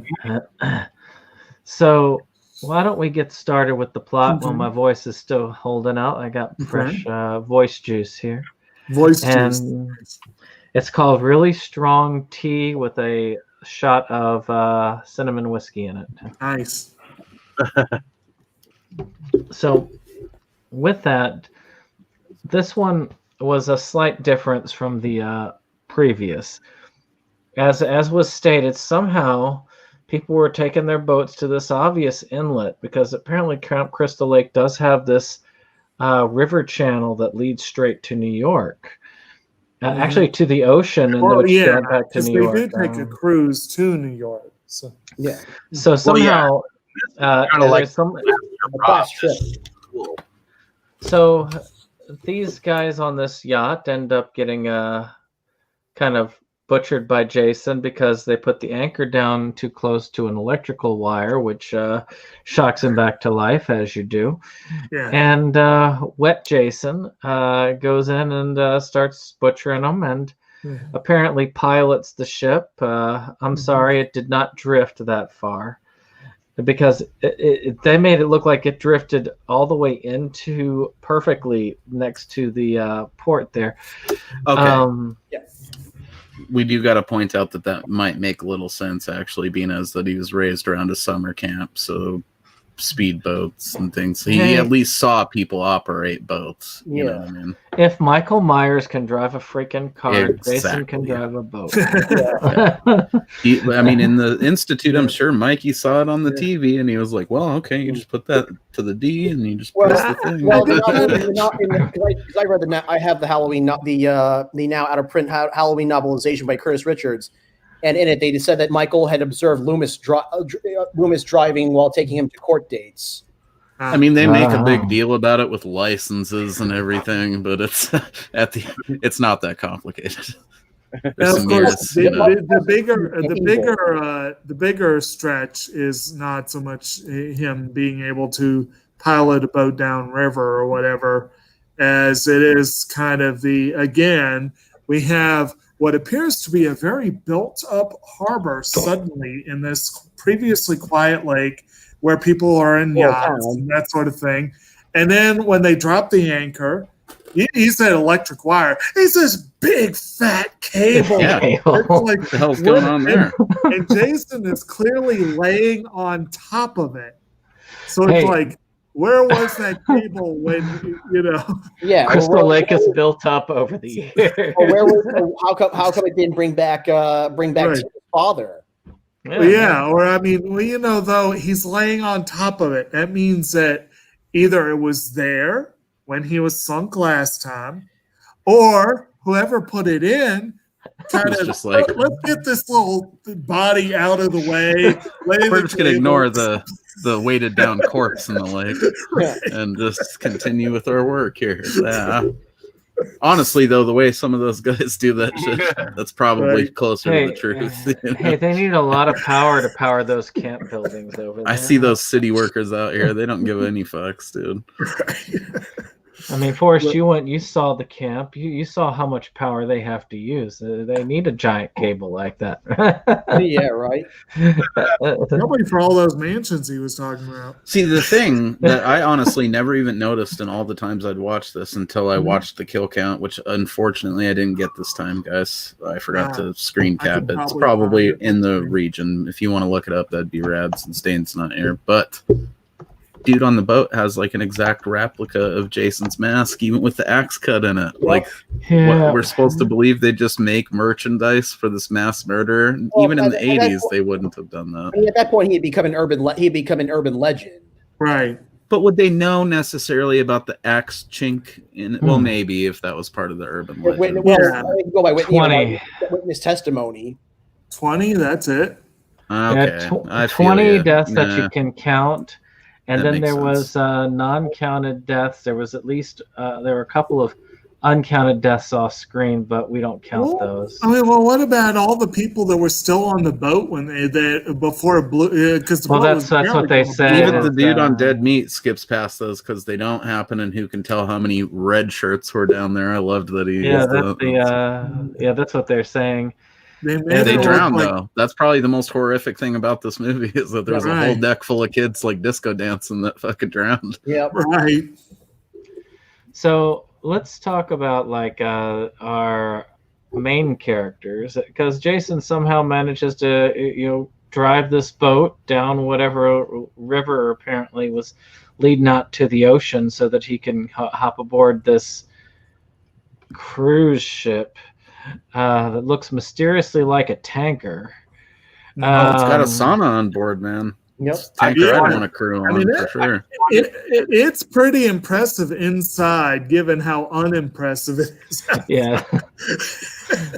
Now, it's got a sauna, a disco club. What the fuck else do you need? There are some tankers that people have outfitted and retrofitted to be cruise ships back in the day, so it could have been something like that. But Jason finds his way on board, and of course the slaughter ensues. And this is just a senior class who's just celebrating their graduation. So they're there with their escort, the captain asshole, and so that they can go to New York to party one last time as a graduating class. And that's a ballin' ass senior trip too. Let me see. Maybe it's because we're out here in like a rural area, but I had never heard of no kids taking like a cruise ship to the city on their senior trip. And not exactly sort of. Our senior class did have a day cruise, but it was not a proper ocean cruise. It was a little riverboat.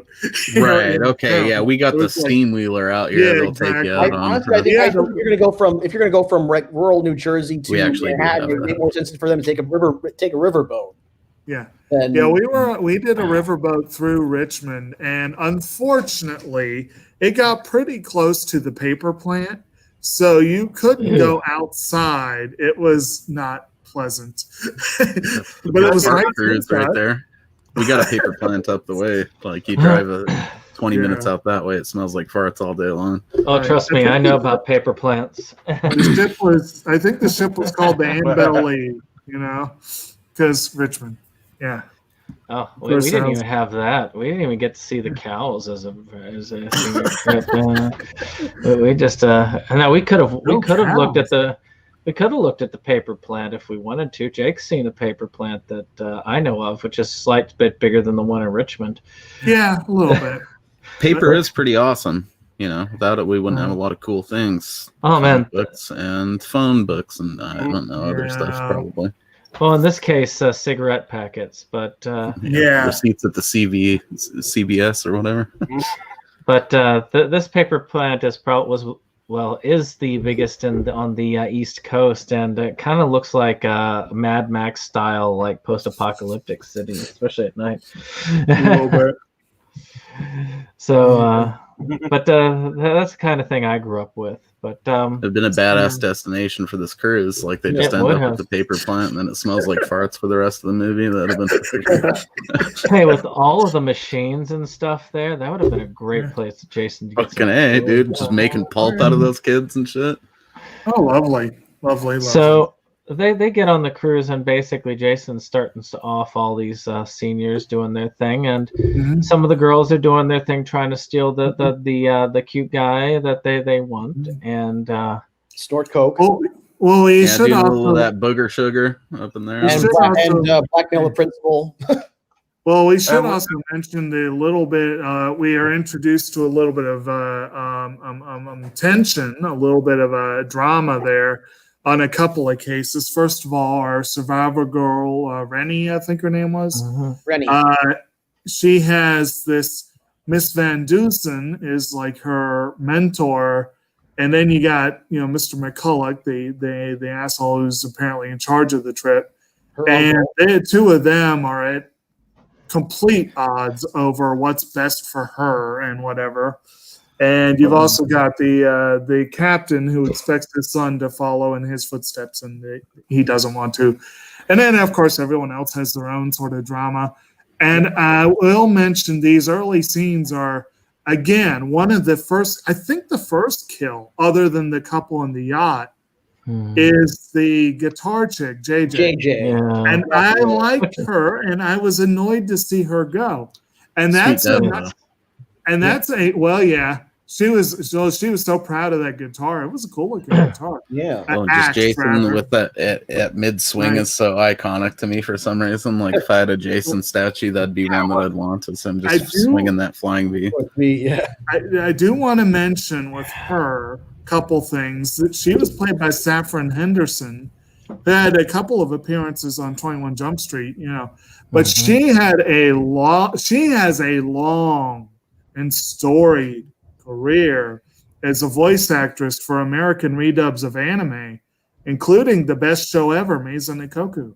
But she had roles on Ranma and Half, Dragon Ball, Mobile Suit Gundam Wing, Escaflowne. Let's see here. She was in Nana, Naruto, Inuyasha. I mean, I don't know. I just thought she needs a shout out. It was too brief a role, unfortunately. Yep. In a good way. Also, you have Kelly Hu in one of her early roles. Yes. Kelly Hu was also underused. And she was palling around with this movie's spoiled rich girl. Nasty. Yeah.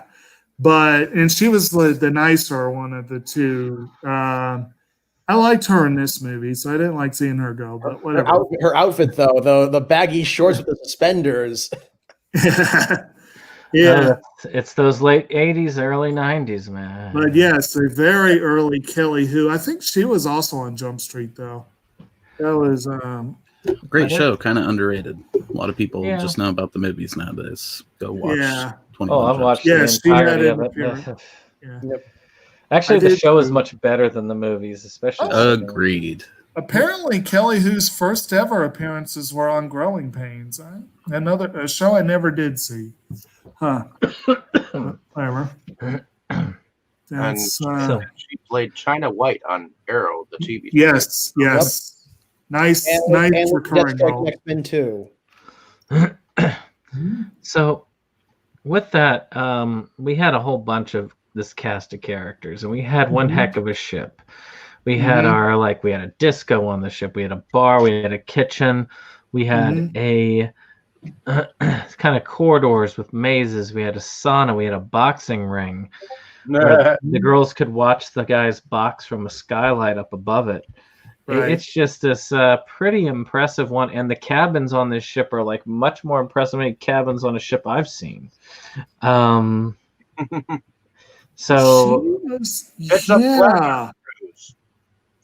Rennie had a recurring role on Home Improvement. Yeah, she was Tim's sister. Yeah, and she was also Go ahead. Sorry. Project Elf.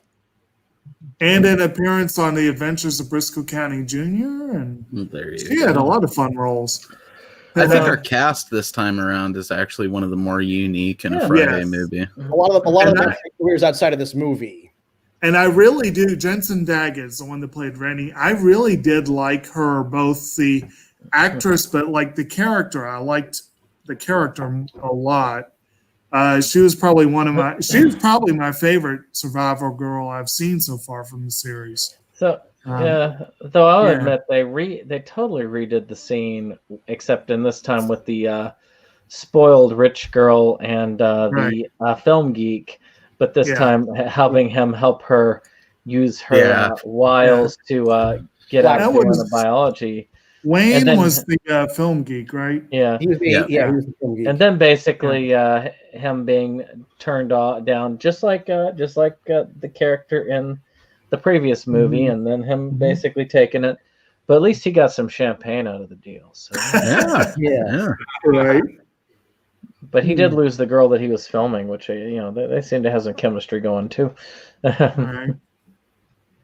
Well, I think it's easy to, based on my first impressions, to assume that I don't like this movie anymore, and that's not true. Yes, it's ass from like a logic standpoint, but it's also one of the funner movies in the series, so I can understand why it's a fan favorite. You know, It is it's got kinda some fun. good stuff in there. Oh, I would say it's campy, but it's more fun. polarized. It's more polarizing among fans. Yeah, because lots of people it's their favorite, and then lots of people will say it's the worst one, and it's like, I don't know. I think you're kind of. I'm somewhere in between myself. It's Yeah, my there's second. definitely worse, but I mean, Jason Goes to Hell has to take the bottom slot. Oh. As much as I like the movie, it Well, just we'll is. find out soon enough. It's It's science, my bro. second. It's my second guilty pleasure movie in the series. All and- right, I love it. I haven't reviewed the comic books, which we'll be sure to plug right now and then later. So Oh, yeah, check those out. Happy That Hour was on Comic me Club. too. But yeah, I mean, this one next to this one and Jason X are my two favorite as far as guilty pleasure movies. But Jason X was definitely the leader because it didn't have the shackles that the censor board had on this movie. This movie, they really dialed back the violence. We thought it was dialed back in the previous one, but they really made sure that they took every bit of gore out that they could. See, but we get the sauna rock in the guy's guts. We get Like, the guy, and then we get his opponent getting his head punched off into a dumpster. We get that is cool, but from a sheer gruesome factor, that sauna rock in the guts is one of the more gruesome kills I think in the franchise. You know, that's right there, kind of. I think with the flare in the mouth. From part 5 of being kills that if you like you blink and you miss them, but they are actually kind of like damn. Although all the boxer, he was supposed to have a different death. Because I had this coffee table book from Fangoria there was a whole chapter on Kane Hodder's experiences filming Jason Takes Manhattan. And they showed an alternate death, and there was a picture of an alternate death for the boxer, where instead of getting, a sauna rock shoved in his stomach, he was supposed to get two darts in his eyes. Yeah. As you recall, there's a scene where Jason steps into what's supposed to be a game room. Well, the guy who's supposed to get his head punched off was supposed to have a different death as well, but they. Well, that scene was supposed to take place at Madison Square Garden. Yeah. It was, I mean, you had your various things, and I mean, once they find out what's going on with people, I mean, they have kind of a divided stance. Like one guy is basically like, well, heck with it, we're just going to band together, we'll kick his ass. Yeah. And then the other guy, the stick in the mud guy, is like, no, we're going to stay here, and we're going to use his like innate boat skill to get to shore. Which sadly, I agreed with him for the first time in the movie at that point. I was like, y'all don't know what this guy can do. And sure enough, it failed. We have to comment on how kind of, I don't know what you want to call it. There's like a smart word for that I don't know. But the way that they handle the dude, like, because they do tend to do like the token people of color in these movies, but in this one, the dude like is the guy. I'm pretty sure that says like, let's just fuck him up, you know. And then he kind of bands everyone together, and they take a proactive stance against Jason for like the first time in the entire series. And then he doesn't just get murdered right away. He gets chucked in the water. He shows up later to get his head punched off, you know. Like, so he didn't just get murdered right away. He was of consequence to a point still later, you know. I thought that fake out kill was actually pretty cool to be able to do that. Yeah. And then you had then when they finally did get to New York, the first thing that happens is they get robbed. And the girl Well, I think gets kidnapped, and Jason actually saves someone for a change. You know, Yeah. he saves her from getting raped by heroin addicts, and that's pretty Right. admirable. You know, it's pretty sad when he's got to be the dude to come into the movie and rescue someone. But you know, Yeah. I'd concur with like that dead meat dude. Mhm. It's pretty hilarious too at the same time. Now, for me, this part, I mean, this is the one when you finally get the final fight with Jason and the end of that. That is the most weird. That is probably one of the weirdest ways. Next to the end of Jason Goes to Hell, but we'll get back to that. But the main girl is having these weird psychic visions this entire time Oh God, of baby Jason, little tiny, not bald-headed baby Jason, which is Right. wow. With skin, no mutation or anything. Just a full head of hair in one of those scenes. Like he just came from Supercuts or some shit, and they didn't want to mess it up with a bald cap. Like, what the fuck is going on? Just some kid that decided to pull out of the audience and be like, "Hey, kid, come here, shoot the scene for us." But when we get in there, we get a couple of cool kills, but we also finally get that scene of him in Manhattan, and it is an epic scene seeing him standing there in Times Square. I mean, that's what we were all looking for. When he's looking around at those fucking billboards, it's like he's like, "Oh, cool, more people to kill." Well, yeah, he's never been away from the lake, apparently, even though it's been an inlet this entire time. Damn, Jason. Like, why such a homebody? Move around, see the world. And of why course, not? It's right at your fingertips, apparently. He bumps into that gang of kids, and they're at first they're like, "Hey!" Before we get to that, though, I do want to touch on how creepy, you know, full-headed baby Jason aside, you know, completely haired. Those scenes with Rennie, like the parts where they're like when she looks through that porthole and baby Jason's out there and shit, like that stuff's cool. You know, there are some cool. They did do some cool stuff with it. They just, for some reason, chose to totally throw the design of like little tiny bald-headed baby Jason out the window. And like when he reached the mirror in the bathroom. Yeah, I thought that stuff was cool, and you know what I mean. Execution, it's just why the fuck did they change the design of Baby Jason? How hard would it have been to hit Tom Savini up for a mask? Yeah. They have changed aspects of design and character and appearance of several things throughout the series. I'm at the point where I'm not at all surprised. Dude, even Jason's face looks like old fucking baloney in this movie. Like, none of it looks good. Or like how so part 6 in part 6 he gets a pair of gloves. Part 7 they're gone, and then you know in this movie they're back. Well, just his face, man. Like at the end when he's like all like gurgling that shit. Jason, he just looks like if you took a ham to the beach and it washed out for a while, and then you found it like the next time that you went back to the beach. That's pretty much what his face looks like. I don't look to this film series for continuity. Continuity is one thing, but at least, god damn it, we don't want old ham Jason for the fucking final movie that we get for a while. That's ridiculous. So, what did y'all think of the scenes in New York with Jason's kills and so on?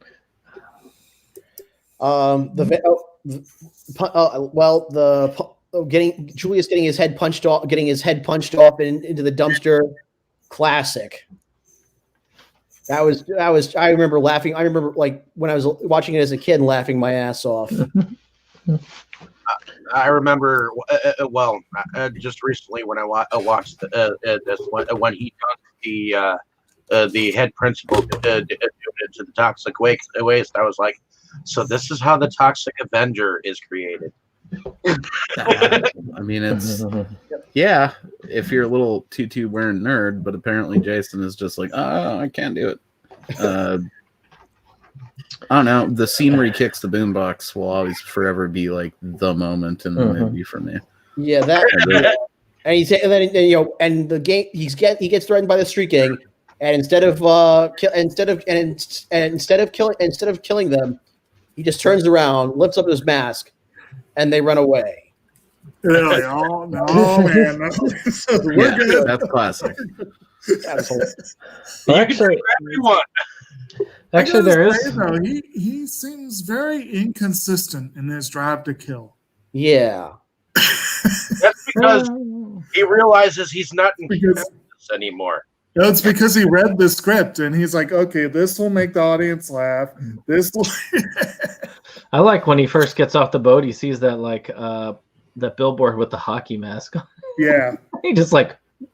Well, the It's Times like Square I said, scene too. I mean, if you apply logic to it, it's like we're supposed to believe Jason knows how to navigate crosswalks, even though he's never been outside. I He can drive a boat. I think we've already established that logic is not a central piece. It's no longer exists. As Oh, it soon didn't even exist in the first movie. It didn't even exist when he first came back in the second movie.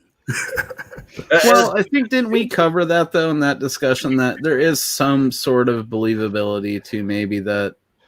No, it just really doesn't make sense that he traveled over there to ice pick that girl. But because if he was doing that, okay, if he's got the wanderlust enough to travel out there to kill Adrian King or whatever, why is he not going out there and taking cruises? Or I seriously he could be seeing the world. I seriously think as soon as Jason got to the dock, he was given the script and he was like, you know what? I got this, guys. Actually, I know what's going on. In the time he had between movies, he was learning how to ride, learn how to pilot a boat and do all this stuff while in between. Hey, I mean, the kid in my side of the mountain taught himself falconeering when he was out there living in a tree. So I suppose Jason has just as much a chance as anyone else of learning new skills while he's in the wilderness. See, the weird part, of course, was the final fight and that whole thing. And I'm kind of glad they decided not to go with the original idea, which was they had this giant sculpture of Jason's head, and they were going to have a kid burst out of that's the stupid giant Jason head and do that, but they decided instead to go with what they did, which still had a little Jason basically coming back out to give him a second chance to renew or something. Curious case of Benjamin Button moment. I don't know, man. The whole end of this movie fucking sucks, if I'm being honest. I like the movie, but goddamn, do I hate the ending of it. It just feels like they just. Ugh. It ended as crazy as it began. It was just off its rocker. It's no wonder it took them a few years to, even after someone else bought the rights, to do another movie. Yeah. I had to say again, one of my biggest complaints though is them keeping McCulloch alive as long as they do. I mean, that dude needed to bite it much sooner. Oh God, yeah. Yeah. He was he was like a constant downer. There was nothing positive coming from him at all. Even the shrink in the other movie was had some moments of not as negative. And he at least used someone as a human shield, so that gave him good scumbag points. This guy exactly. He was getting excited over being able to exploit this girl's psychic powers. This guy got excited over nothing. He did chuck a small child into a lake, and that is always going to be funny to me in a movie context. He just tossed that little chick in the lake. Excited. Well, not just a lake. He gave her that whole spiel about Jason still. Yeah, I'm gonna tell you a horror story about the lake, and then I'm gonna chuck you into it. When you can't swim, and Dave's trying to say something. Go for it. I was saying that he got excited over the science project that the rich girl. Yes, he did. Oh, right. There was he had a real hard on for that project. He wanted. There was that. Yes. He was like, "Whoa, whoa." What are you doing? This is exciting me. It's like that scene from from The Graduate, except reversed. Right. But the special effects in this movie were Well, they weren't bad. They definitely invested, especially in the CG effects that they used for Ghost Jason, as Mo pointed out, and they invested on the makeup for Wet Jason, essentially. And that's how I think that was how God Kane Hodder referred to it, because he had to stay wet all the freaking I was going to time. say, I felt like he looked like he was dripping water the entire. Because they were throwing water on him the whole time. Very wet and slimy. I think it's to give it that ghost story vibe, you know what I mean? Like, there might even be like some, you know, I don't know. I've not like looked up a bunch of the behind the scenes stuff, but I imagine like that reminds me in some ways of like Japanese ghost stories, or just other ghost stories that I've seen where it's like, oh, it's like a drowned chick, so she's always wet, you know? Yeah. Like it was a cool element to it. I think in this one, and two, Jason's for sure, like a lot of people call it teleporting around. He's definitely, there's no rhyme or reason to how Jason gets to where he is. I mean, he is almost kind of like an entity at this point. Hey, Leslie Vernon did say that did actually answer that question.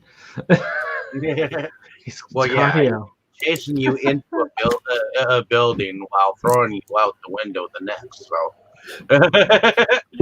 as we see the principal character.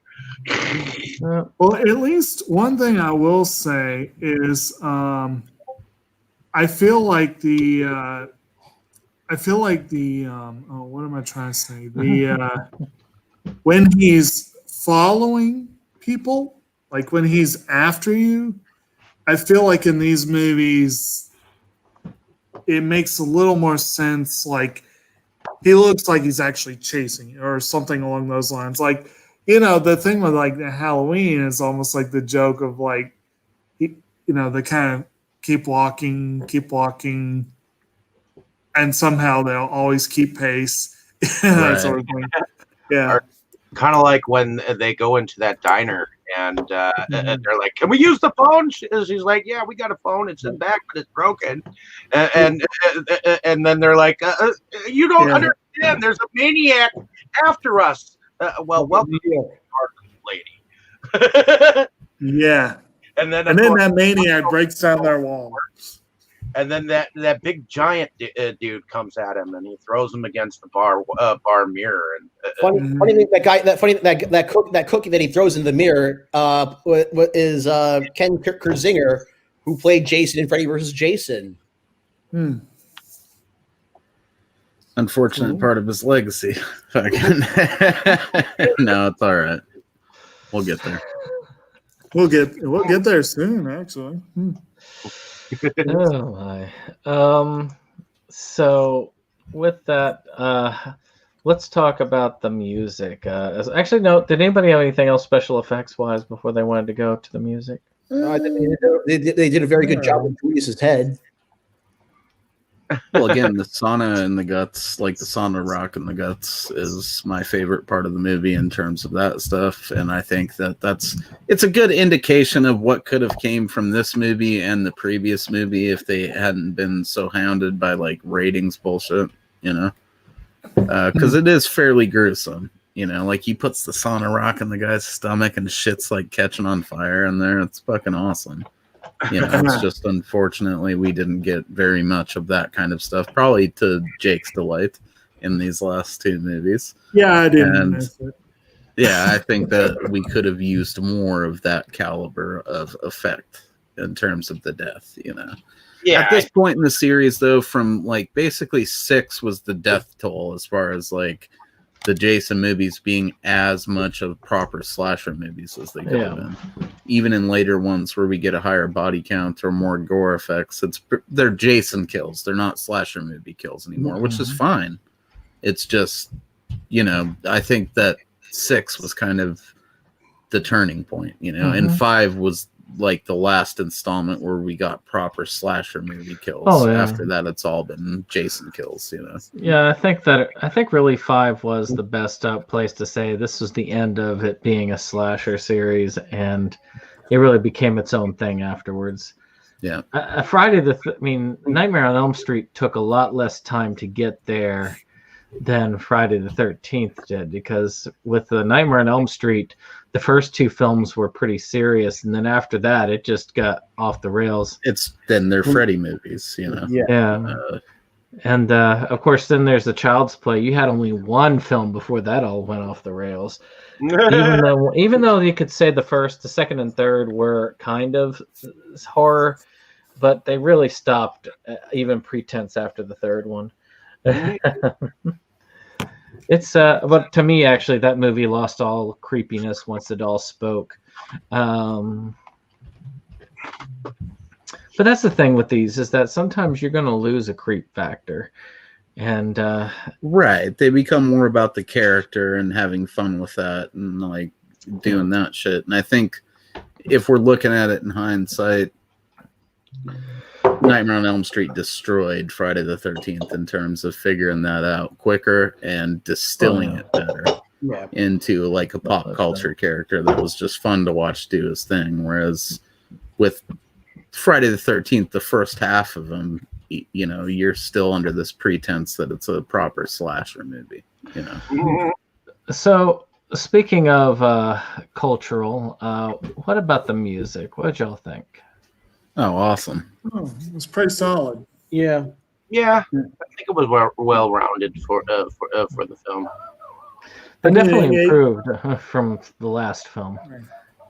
Well, it's our first introduction of actual like 80s rock into Friday the 13th, if memory serves, you know. We kind of had that sweet part where that girl's dancing in part 5, but it's and not the same. You know? But what's that? Oh no, yeah, Alice Cooper in part 6. Yeah, I totally forgot about all that shit. And also that song that Crispin Glover was dancing to in the final chapter.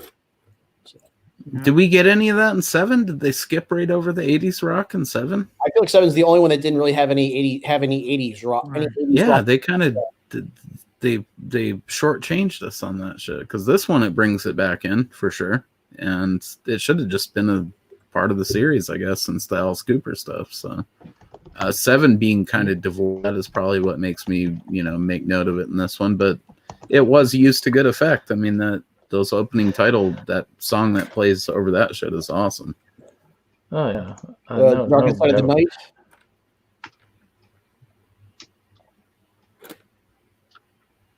What's that? What's going on? Oh, I was just saying that. I just said the title of the song, the main song from the movie, "The Darkest Side of the Night." Isn't it like Metropolis or something? Metropolis is the band. Yeah, fuck yeah, that song kills. Yeah. So I think the music, I mean, in terms of the other stuff, I think at this point we've fairly firmly established the fact that everything else in terms of score for the most part is usually just building on that main suite that Manfredini did for the first movie. They've never really went all out. We're not getting Goblin soundtracks with these or anything.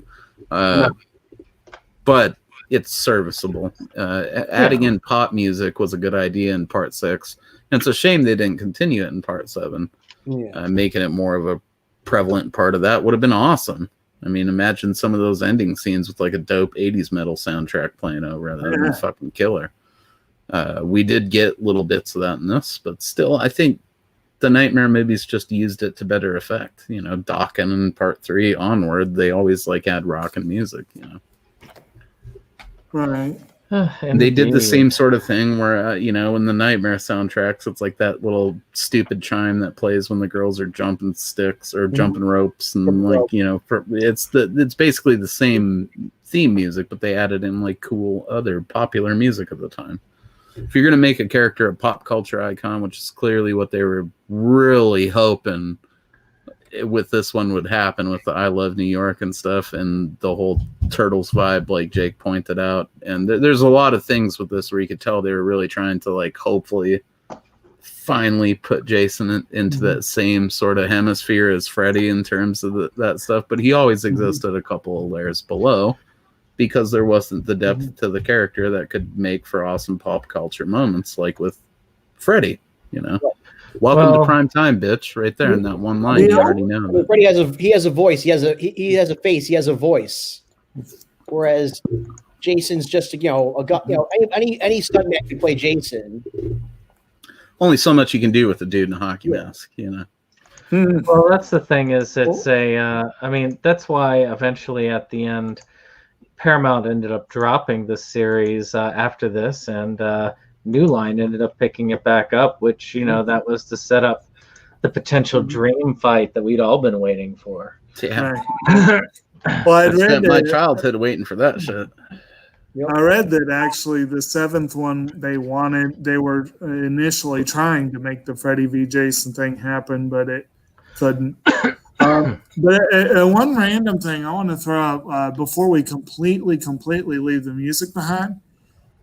If this was another gaffe on the film in a way, because I couldn't find anything, and I don't know if you guys know enough about lore or trivia on the movie about exactly when the 8th movie is really supposed to be taking place. But supposedly the 7th movie takes place in 91 and 2001, and this one follows that. So that whole 80s grungy vibe for New York with that rockin' 80s soundtrack, it perfectly sets the time and place as a contemporary story. But if it's theoretically supposed to be taking place like 10 years ago, it's kind of off. Because I remember the Friday the 13th website. Actually, the Friday the 13th website had it established as, it's part 7 taking place around like 91, 93. Right. And this one taking place in 94. That's possible. Well, is that like that's the contemporary part of it or the initial part of it? I don't know, man. I mean, There's not enough, if I was in charge of the timeline the website or something, they don't have enough denim continuity. What's that? Sorry, nerd. Yeah, exactly. That's pretty much what the timeline page on the Friday website would say. Because there's no timeline here. I'm pretty sure that they established that this was 10 years after some shit. We've been in the 80s for like 40 years, I think. Or I don't know. Forrest is probably the best person qualified to answer this. Is there continuity to these shits, or is this just like a bunch of movies? I feel like after part 4, continuity just went out the window. Continuity, yeah, it just doesn't exist. Well, you see, I really do think they were trying for continuity at 5, and then they really wanted to go with that whole idea of making Tommy the next Jason, right, and moving with it towards towards the slasher thing, keeping it a little bit more serious, but slightly more campy than they had. And, Tommy would be the next Jason. They'd go with it for a while, and if they still kept it, Tommy would die, and another one would take the mask. Mm-hmm. It's sort of like how Camp Blood went when Camp Blood started going with 666, where they had the enchanted demon mask that they were going to use to have them inherit, but that only lasted for 2 movies. So, it's, ideas come and go, and then they realized, well, heck with continuity. People just want Jason to come back again and again. Let's just do that. That's all we need.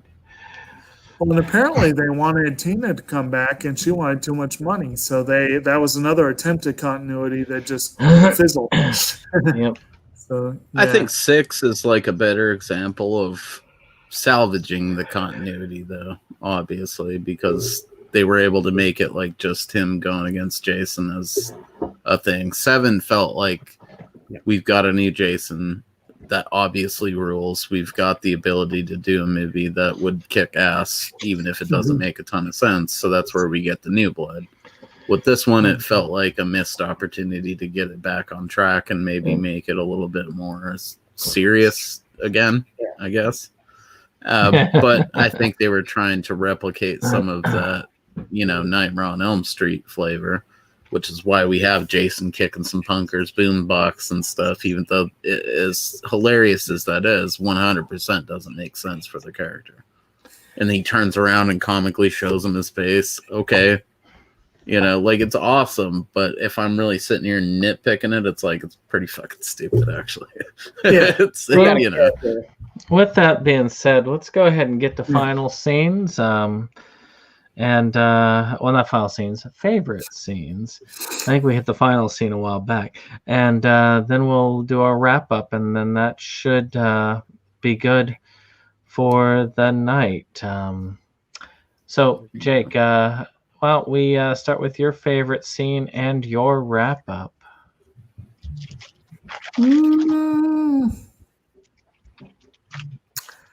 I'm not entirely sure what. Again, I don't know that there were any clear favorites.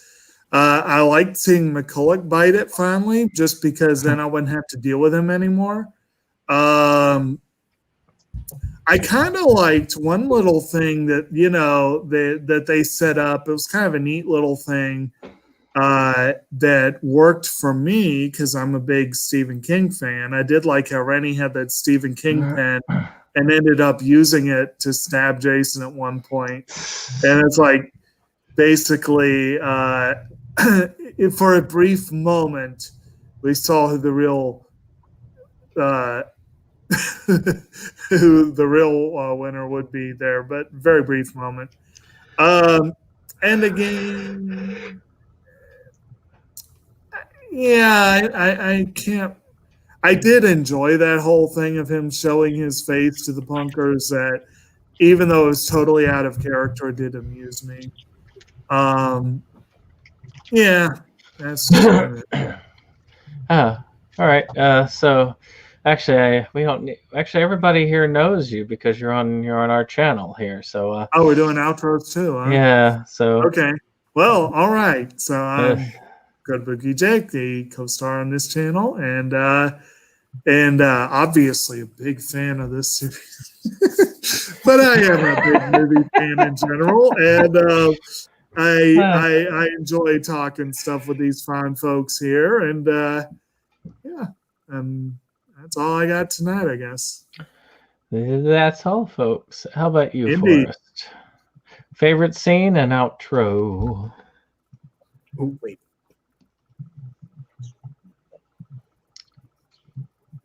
Forrest, favorite scene? Okay. Favorite scene? Okay. Toss up between Julius getting his head punched off and the Times Square scene.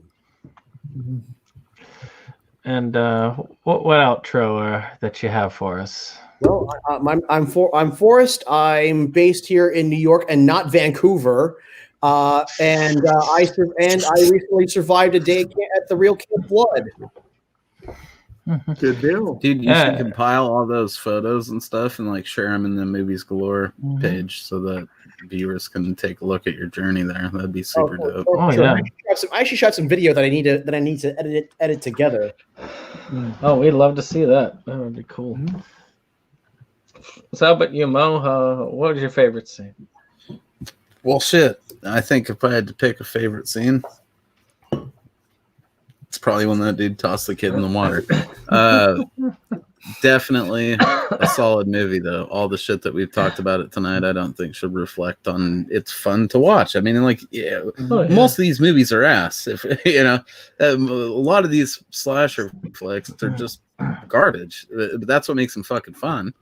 So check out my review for Slaughter High if you want another good example of that type of stuff, because it's just fun. You don't have to overthink it. It's just it exists and you watch it. And, have a couple of beers, maybe a Hot Pocket. It's so if you want that kind of stuff, definitely pop on over to the Slaughter High review. We do have a ton of Kaiju Quarantine stuff that's going to be dropping soon. I know I've been teasing that like all forever, but there's a lot of stuff. I finished all the Gamma reviews for one thing. Nice. So those are going to be coming out soon. Nice. And we're probably going to, instead of doing like the whole Showa period of Godzilla, since every asshole's doing that this year because it's like the 65th anniversary or whatever, we're going to go ahead and just do the Millennium period, So starting with Godzilla 2000, after I've got all this other stuff uploaded, we're going to just review the entirety of the Millennium period of Godzilla. everyone else is going to be doing show and Heisei stuff because those are the most like fan appreciated periods. Would you guys agree? Yeah, well, you'd be doing like the thing nobody's doing. So, Oh, Yeah, so we're gonna hit Final kinda Wars. tend to Fucking bump Don on Fry's up in there with his big MMA mustache. Jake's gonna appreciate that. It's gonna be amazing. The which one? Final Wars. Yeah. Yeah. So, Dave, actually, you should do 1999 Godzilla while you're at it. You talking about Ferris Bueller versus the Lizard? Because I'm down. But Dave, what was your favorite scene? I have to say my favorite scene was the cafe scene. I can't get over the fact that they were talking about a maniac act, and she was like, "Well, welcome to New York, people." You know, because that was the idea. I mean, that's pretty much New York is pretty much the city of maniacs. So, Dude, imagine the scene that would have taken place if of the world for quite some years. So, yeah, it was a maniac city, but not to go with she's a maniac. No. Oh, that song was originally written for 1980s Maniac. But in any case, I also kind of like the I kind of like the final battle scene a little bit too, even though it kind of went weird for a little bit. I mean, who's to say that a zombified killer can't be toxified to death? You know, I just don't feel like it's gonna have an effect on him. I mean, okay, so he doesn't turn into Alex Mack. Is it gonna give him cancer? I mean, Hey, they should have done. Maybe like that's why his head Turkey. was all bumpy and Jason Goes to Hell. Remember that? He has like all tumors. Right? It's from the toxic waste and Jason ate there. That's how I always saw it. Instead, it released his inner child. But tell us a little bit about yourself, Dave. I am one of the founding fathers of Inside Movies Galore, where we go on and talk about films, just have some fun and kick back, have a couple of beers, get a little wasted while we discuss the. Although if you're the host now, you have a